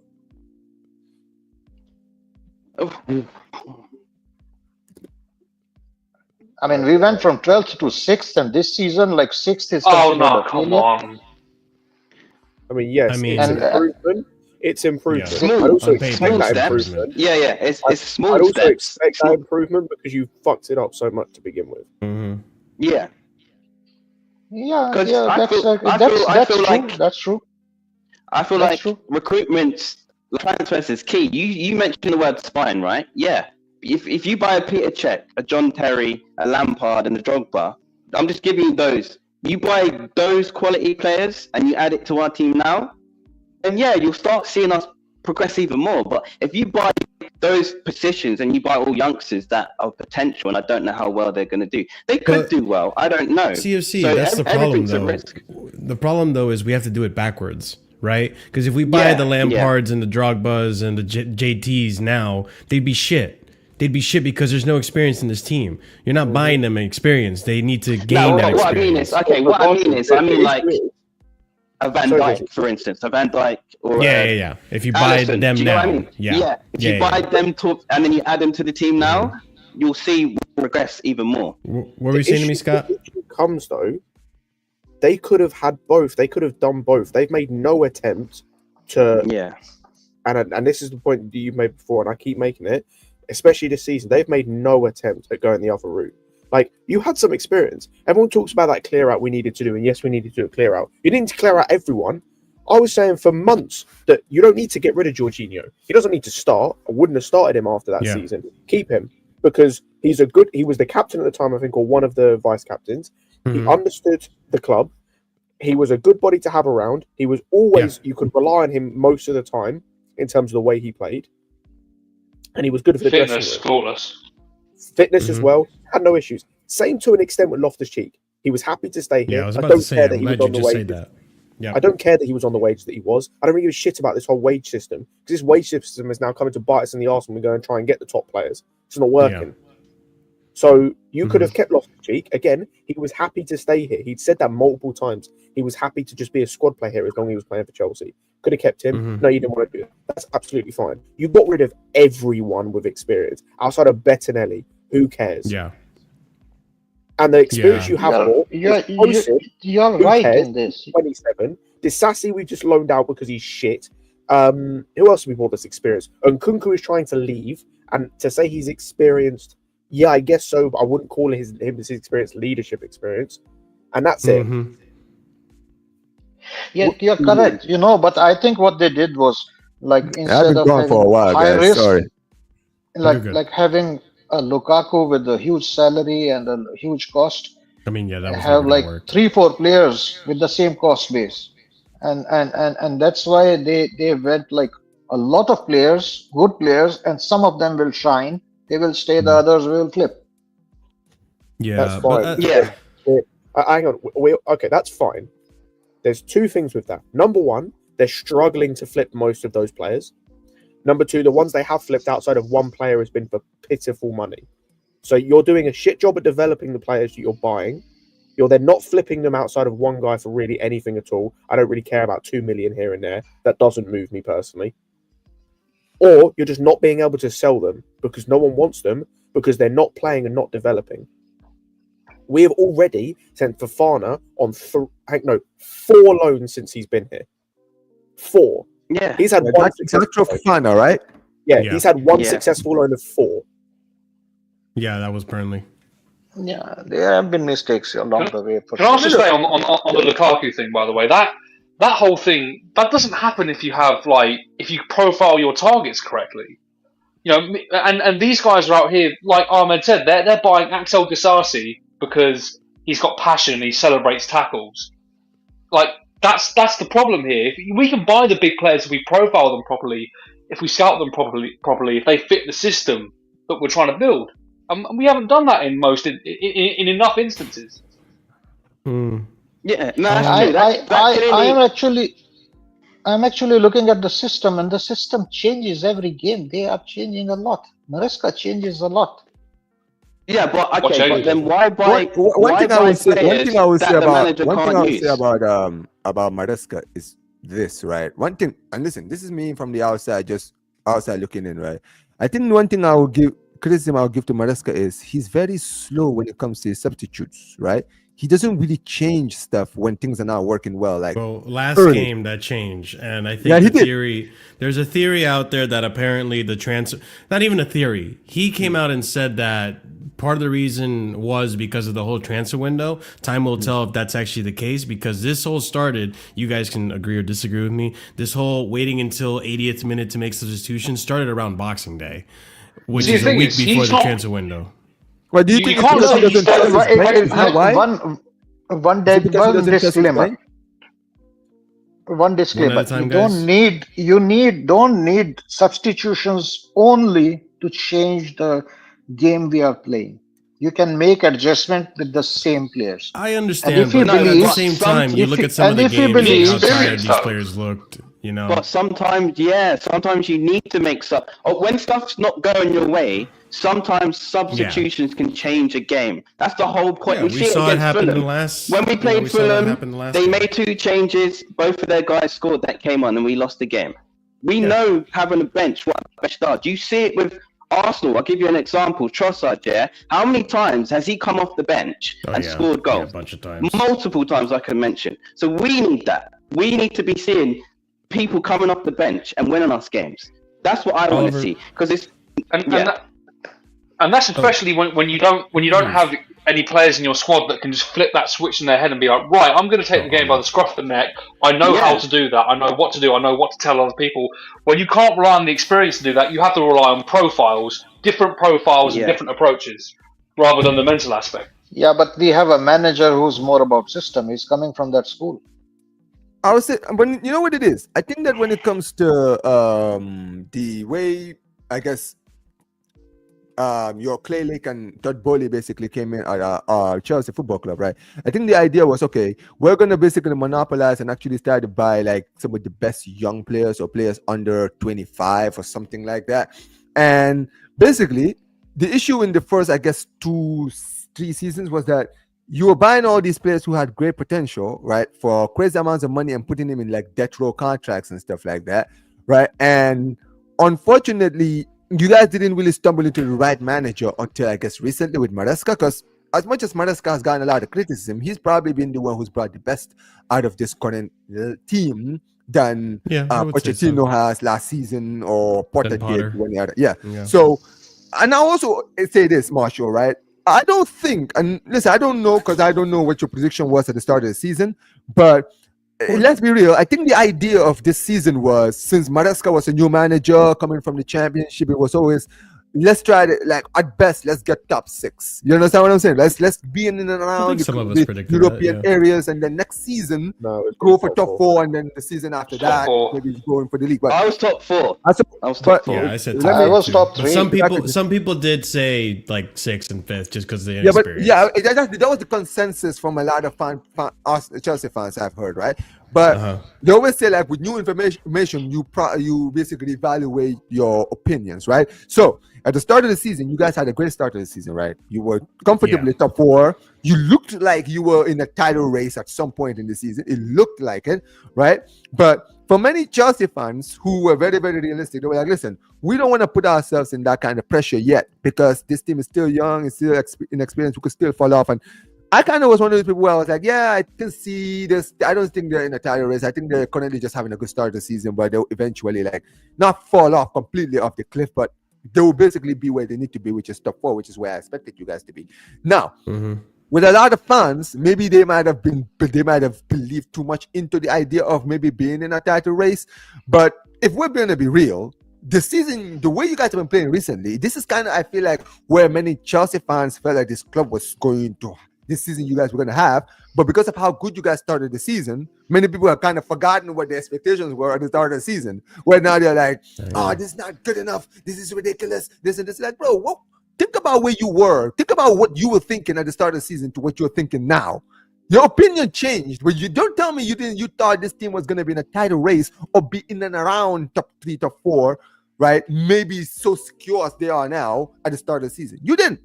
Yeah, but I mean that's also why you're not. That's also why you're not going to hear me say like Maresca out yet, right? Because like there's still a whole lot of the season. If Maresca achieves top 4, in my opinion, then the sporting directors did what they said they were going to do, which is get a manager that's competent enough to take this team to top 4, right? Then Maresca has, in my opinion, overperformed because no one really expected him to even be in this position. We just wanted top 4, and that the expectation for this team, in terms of just the players that we have, is top 4. We were always questioning if Maresca was the guy to actually get it done, and we were really against the move because he was inexperienced, right? And I say I was willing to give it time. Other fans were very against it. But at the same time, too, like, I understand the last 8 games weren't good. I understand that, once you get a taste of we were so close and you get it taken away from you, you're going to feel some type of way about it. I understand there's emotions in it, and I understand fans are going to be upset about it. But at no point in these 8 games where I Maresca out, was I crashing out because I thought our season was over like these people say. I'm not going to sit here and say like we're a clown of an institution, even though we are making a lot of things that questionable decisions that don't make sense to us now. They could potentially make sense in the future, or they potentially never make sense at all. I understand that. Let's see. For me, I always am patient about these things. Hence my name being Patience FC on the thing, which I'm going to pull it off real quick, JC. Patience FC, because at the end of the day, it's the result for me. Not so much how we got there, but it's the result.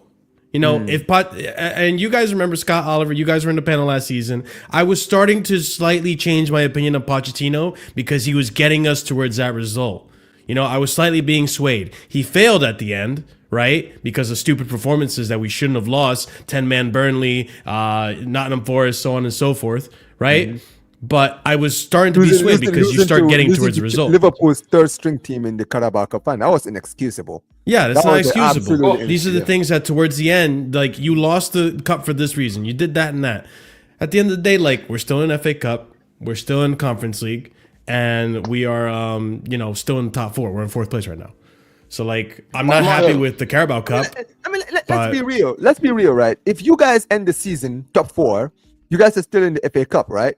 You guys are still in the FA Cup. Yeah, so we could still be top 4 and win 2 trophies at the end of the season. There you go. So you guys could still win the FA Cup. You got to be in it to win it. So no one can sit there and say, oh, well, at the end of the day, Chelsea, let's be real, who are left in the Arsenal are not in it. United, I think they might be out later on. City, I think, are still in it, but still, some of the bigger teams are still in it. But I think that you guys do have an outside shot of winning it for sure. Conference League should be a guarantee. That should not even be. If we don't, that's really bad. That's very. I'm sorry. That should not even be. That should not even be a debate. I'm sorry. I've seen the teams in the Conference League. There's no teams dropping out of the Europa League. There's no excuse. You got to win that. You understand what I'm saying, right? So at the end of the day, if he wins a Conference League, let's say he wins the FA Cup or does well in the FA Cup, maybe reaches the semi-finals or something like that and gets knocked out, get to 4 for your first season when you were expected to now really be where you are now. I'm sorry. You've actually had a great first half of the season. No, so let's be real, right?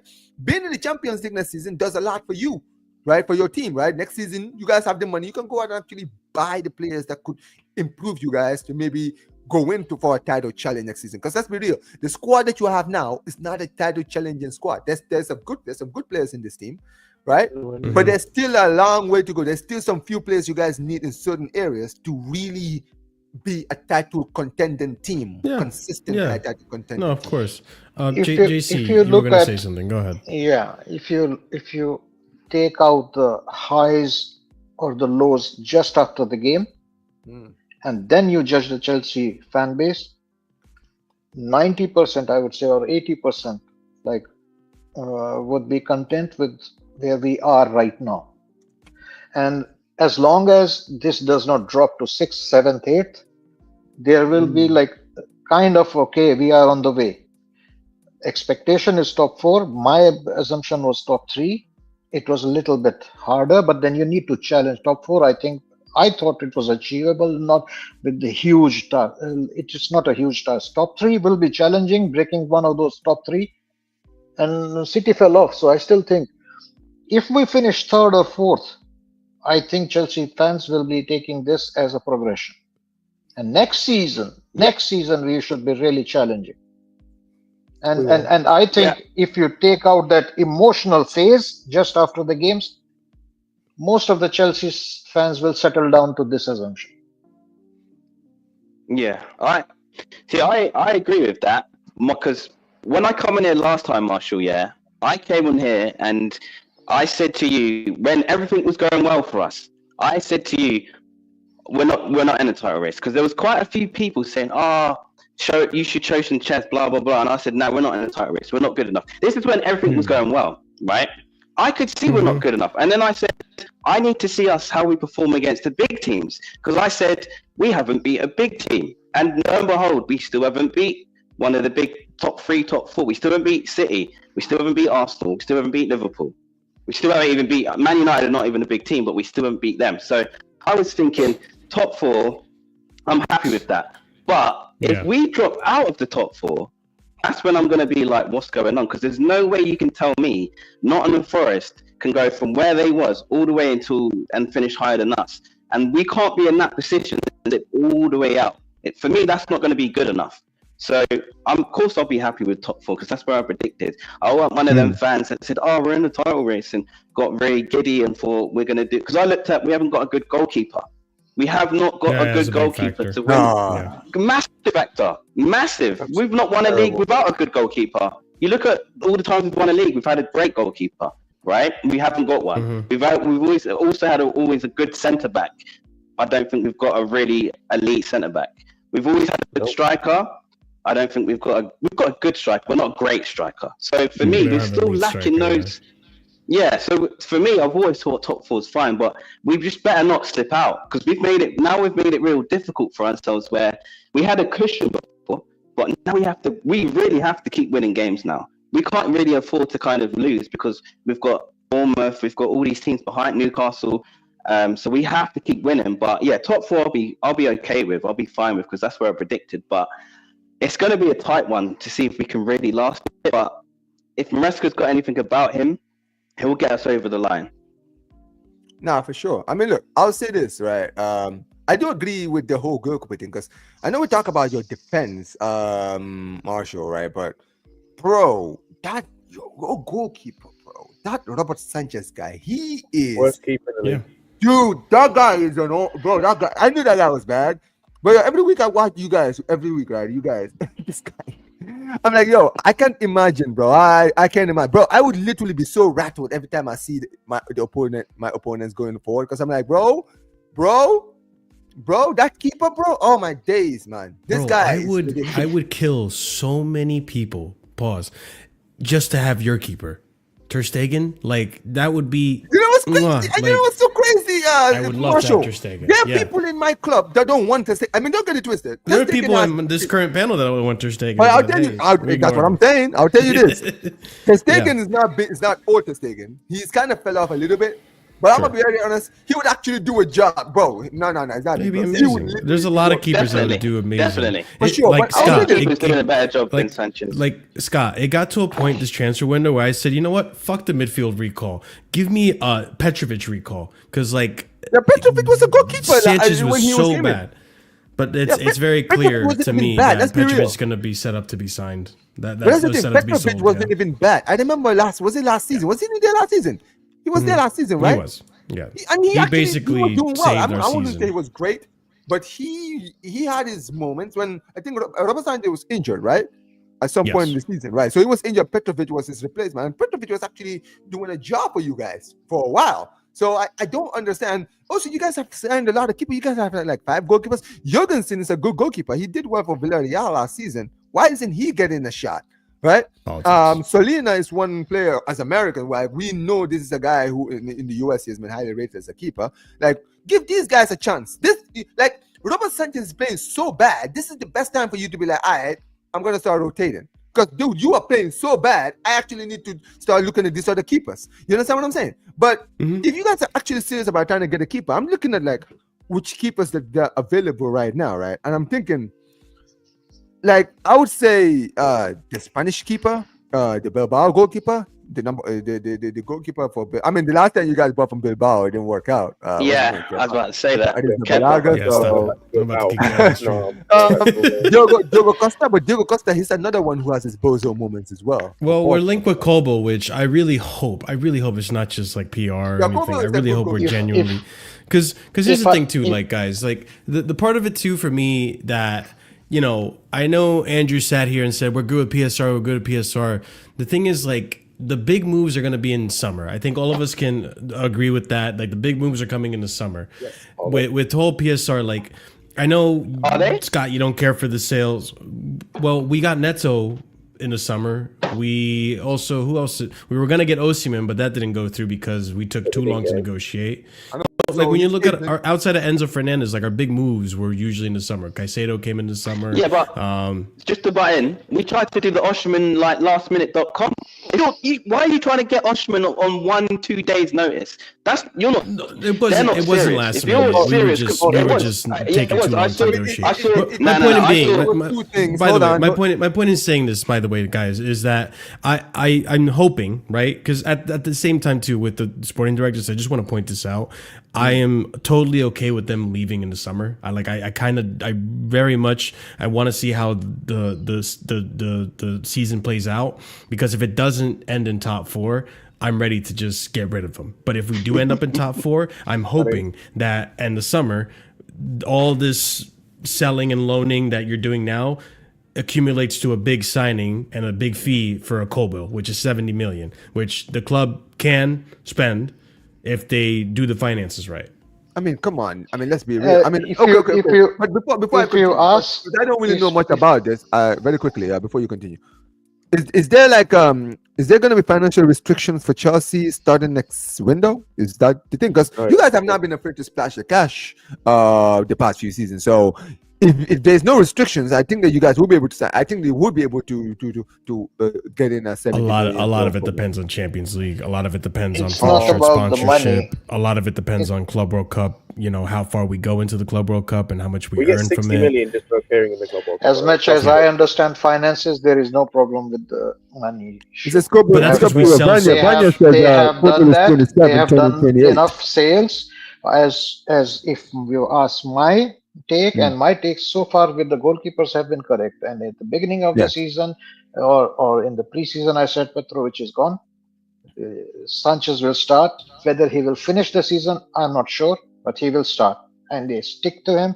And now there will be a run given to Jurgensen, which I expect Jurgensen will also be having bozo moments. He was also having a Villarreal, and my prediction is I will be surprised if we buy any big name goalkeeper. For say any big name player. Osimhen is history. Osimhen is history. And if we will have the best signing, it will be Petrovic will come back and take this position. No, but otherwise, we are not having any goalkeeper. Well, you have to give us a reason why, though. Why? Exactly. So that's the thing. Because at the end of the day, let's be honest. Yeah, but I've been giving reasons people don't understand. Most of these errors happen because of the system. No, but here's the thing. At the end of the day, there's a difference because of the way we play football.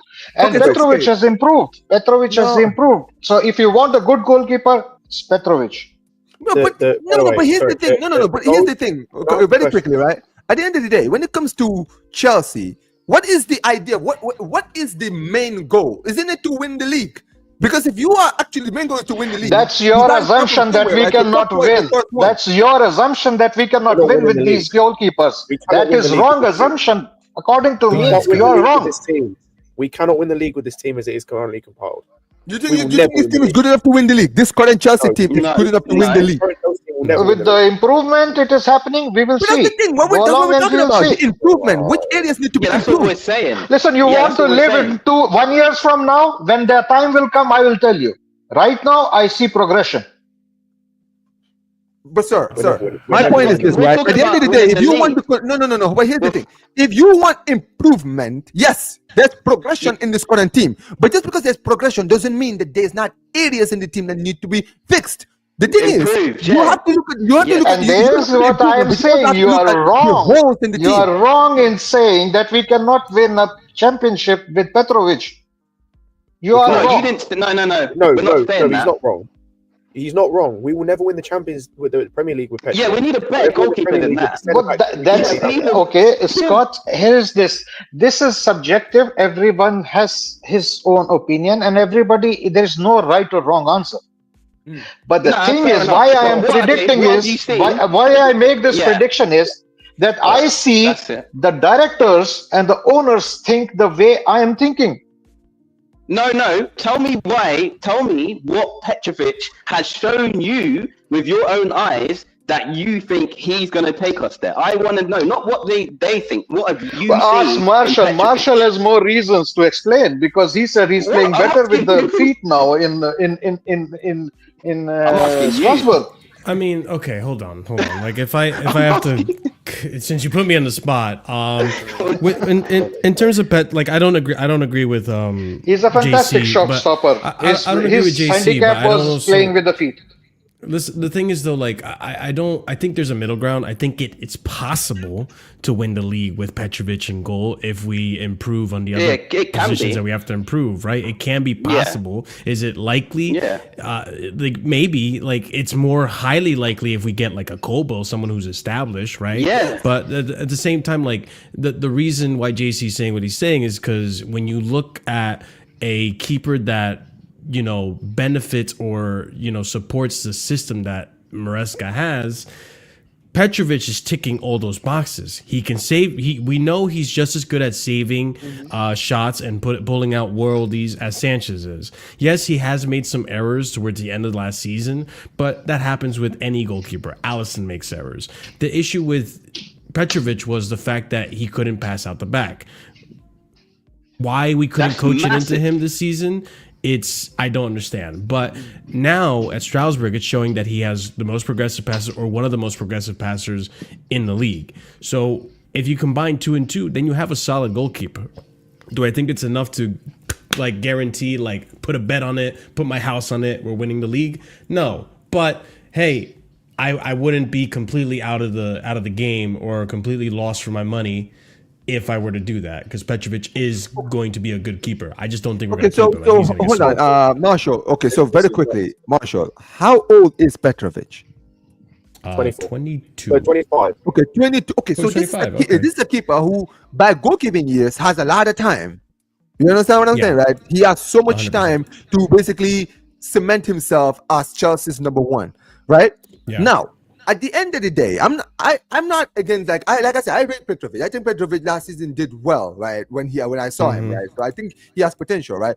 But I've always said this, right? Every team that is serious about winning leagues always has that keeper. You see, when it came to Liverpool, the reason why Liverpool, in the end, ended up winning the Champions League and the Premier League is because at the end of the day, they had a big problem in their defense. So what did they do? They went out and they bought the best defender in the league at the time, and they went out to actually buy Brazil's number one.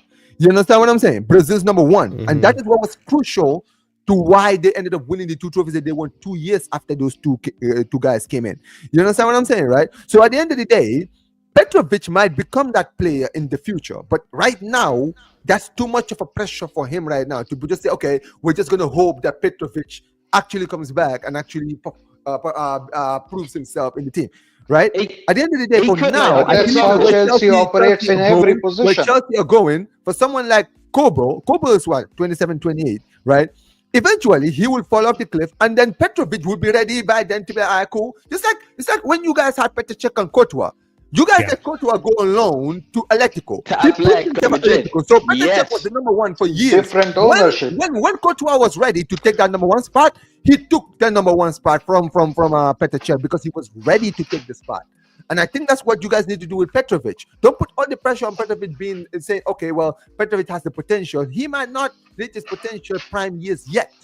Like goalkeepers don't usually take their prime, reach their prime years until they're like 26, 27, usually. Bro, how we should and how we operate are two different things. Is that not an issue? And I am cool as long as I see good football and progression. And next season, Yeah, I but want how that. can you be cool with that? I was gonna say then our standards, for lack of a better term, Have dropped. and what we vote for the Yeah. club are different. That's all it is. Because what I'm seeing 'Cause from this you're not club used when it to- comes to the window, God, I is was also unacceptable. very standard, like demanding standard guy. But then, You should be. I mean, you have to be real also, you know. That's what But next season, I want challenge. No, I honestly. definitely want a challenge No. next season. No, I don't have to be real. Like, we have the worst goalkeeper in the league currently. Well, we did have the worst goalkeeper in the league starting for us. We decided to loan out the best goalkeeper we had at the football club to Strasbourg because he couldn't play out with his feet, and now he's shown this season he can. By the way, you will not find a single person on planet Earth outside of any one of Petrovic's family that supports him more than I do. He is not good enough, and is not good enough anytime soon to help us win a Premier League. It's not He ready is for not. that pressure yet. Because it is Absolutely not. pressure. He's not the only one, by Because the way. number 'Cause one. we keep Let's focusing on be the clear. goalkeeper issue. We have other issues. But we have not a single centre back that's good enough to help us win the league. Jackson right now is good Yes. enough for us to win the league. If you Neither really of our had to wingers- go through a fight none tooth of our comb, wingers, there's a lot of arguably, issues, yeah. outside of maybe None Sancho, of scoring them wingers score and enough stuff, goals. Yeah, Sancho is outside of good, maybe but Sancho, who's there is he not a needs to single score winger more. out there that's probably good enough. You know to win what? us Can the I league. just say this, But Marshall, right? Scott, I know he's you not- look I at know the he's not striker being linked to the position. team, We got to start I'm not- closing I it know- up, guys, because I do have to head out. But yeah, go But ahead. Marshall, Go. I'll just say this quickly, right? You know how you talked about your centre back partnership, right? Centre back area, right? You know, Sure. it wouldn't surprise me if next season you guys potentially start looking at my club for a defender. You might try to look at Araujo for a potential signing. No, give me. Araujo has a buyout clause in the summer. I would have loved to have taken Christensen back. For 60. But that's the thing. Like even Lewis was saying that he was like, "Yo, I'll take Christensen back." I'll take Christensen back in a heartbeat, And bro. Christensen is a player who I've said it before. I'm like, Christensen is one of those players since he's come to Barca, he is one of those players who doesn't stand out, but also doesn't do anything wrong. He's like just there doing his job. I don't mind that. So, right now, but we that's have what I'm defenders saying. that are doing things wrong and they're standing Bro, out that's what because I'm of saying. doing things Araujo wrong. is that. You see what I'm saying? Araujo was that, right? Araujo is one of these players who he would have that game where he's like the best defender in the game, right? Standout performance, right? And then he will have a bozo game the next game. And then you have a player like we don't Christensen. need that. He will not We stand don't out the need whole game. But dude, you will not name one moment in the game where you can say, "Oh, Christensen did this wrong and he cost us a goal." He doesn't, bro. He's that good. And I said, I'm like, yo, I've been screaming for this guy to get fit. I'm like, yo, if this Christensen, guy the guy who he played would the walk Champions League through our final. team. But that's the thing, Christensen. Listen, I'll tell you right now, he currently walks. If he's fit, he walks. into Yeah. your Of defense course he does. Of easily. course he does. 100%. Easily. 100%. Facts. I think in our Closing defense thoughts. also Go ahead, JC. what we are missing, a big constituent of it is we've not had stability in our back line, partly due This to is true. injuries, partly due to injuries, partly due to constant changing. We don't have center backs talking to each other, understanding each other, together with the goalkeeper we had, who was also like not very in the sense stable in his patterns of play, and that is a big part of good defense. So they need to play together more, and we need to stop making these changes every game. What about the attack? No, we need to make changes. Levi Cole needs to be dropped. It needs to be Chalobah and Tosin going forward until Fofana is fit. Yeah, that's fine, Scott. Like stick. You start Tosin and Chalobah, stick with it, and they will start to develop an understanding, cover for each other, understand each other's positioning. And Tosin is a guy I think who he commands and would be a good mix up with Chalobah. I don't mind that as well, to be honest.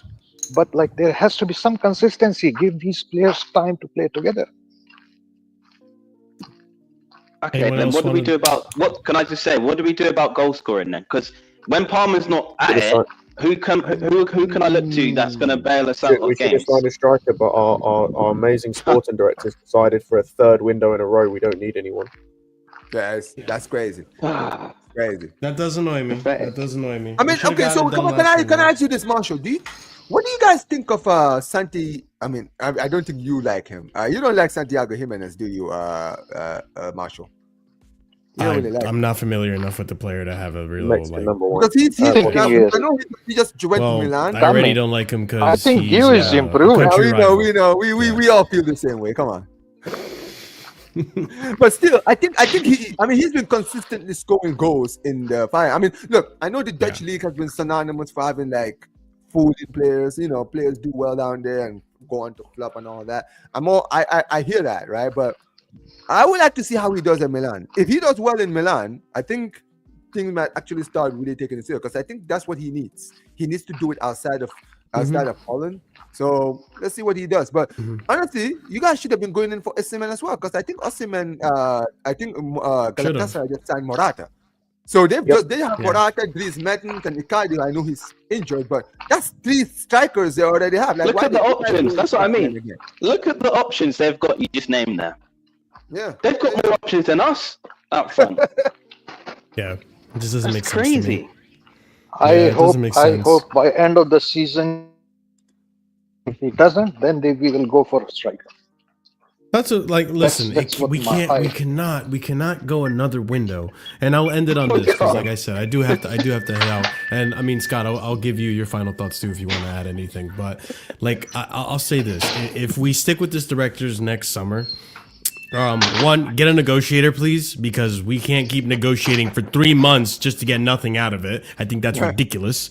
But aside from that, if these directors stay for another summer, we cannot go another summer, another season without a proper goalkeeper and a proper striker. We cannot do it. We've been going. No, I don't want to. We've been going way too long without a proper goalkeeper and without a proper striker. Yeah. Jackson could become that proper striker, but we need a backup, because even having just one striker, one legitimate striker option, is not a good thing either. So, like, at least when I look at Newcastle, at least when Isak falls, you have a backup in Callum Wilson if he's available, right? Yeah. Like, there's something there. If you look at Liverpool, they don't really have a striker, but they have attacking options that if one falls, another attacking option can come in. You know, you look at Man City. This season, it's very sus, and they're very lucky Haaland hasn't gotten hurt yet. But last season, if Haaland got hurt, they had Julian Alvarez. It doesn't need to be the best of the best, and it needs to be someone that's going to be okay with being a backup. But and I think Jackson will have to be okay with being a backup and have to step up. But even then, you need another option. Guiu, I like the kid. He had a good game last time, but he's still so young. Shout out to my video, man. Yeah, big up to him. But again, we need to address these things because they cannot go another window. It's becoming a very alarming issue season after season after season. These 2 positions we keep addressing over and over again. Scott, I'll give you, you probably had final thing you want to say, and then I'll wrap it up because I do have to head out, ladies and gents. Thank you for the call. I was just going to say we absolutely can go another window without signing a number 9 because we keep doing that, so it doesn't matter. It's a Chelsea. Yeah, thing. Like this team will not progress and will never progress with these sporting directors in charge. Get rid of them. Fuck the transfer window's finally over. That absolute waste of time that we had. And let's just hope we get top 4. This is about it. Toxic positive Scott right there, ladies and gents. Toxic positive. Yes, sir. No, big up everyone. Big up Omar, big up Scott, big up JC and CFC for Life and everyone else who joined in on a call-in show. I appreciate you guys being here. We do this at the first of every Wednesday, or not the first Wednesday of every month, I should say. So if you do want to join in on the next one, hopefully we'll be talking about still being in top 4, maybe going up higher in the table. We will do predictions for that tomorrow.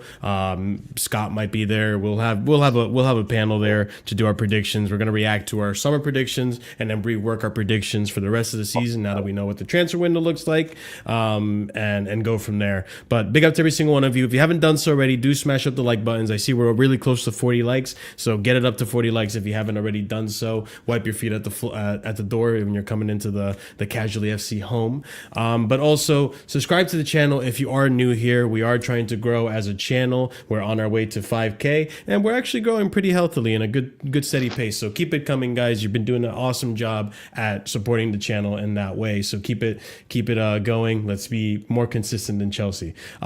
Also, memberships. We have 4 different tiers starting at 99p. If you are a proper casual member or higher tiered member, you get a shout out at the end of every show, and that's going to go out to TM127EE, Hassan Nawaz, Dark, Adrian, A. Soliman, EPL Turf, Pels, STFC Benny, CAA Mafia, and Adam CFC. Thank you guys so much for your support, and thank you to support all the other members. We're going to go ahead and raid to TJ Warren TV, so if you haven't done so already, yeah, he's still live. This is the raid message below. Copy and paste him. Let him know where you're coming from. He's probably so happy with his team's result today, so let him feel better by letting him know where you're coming from. We'll be back tomorrow to do our predictions for the rest of the season, and we'll be talking about Chelsea later on as well. So big up to every single one of you. Have a wonderful night. As always, stay casual and peace.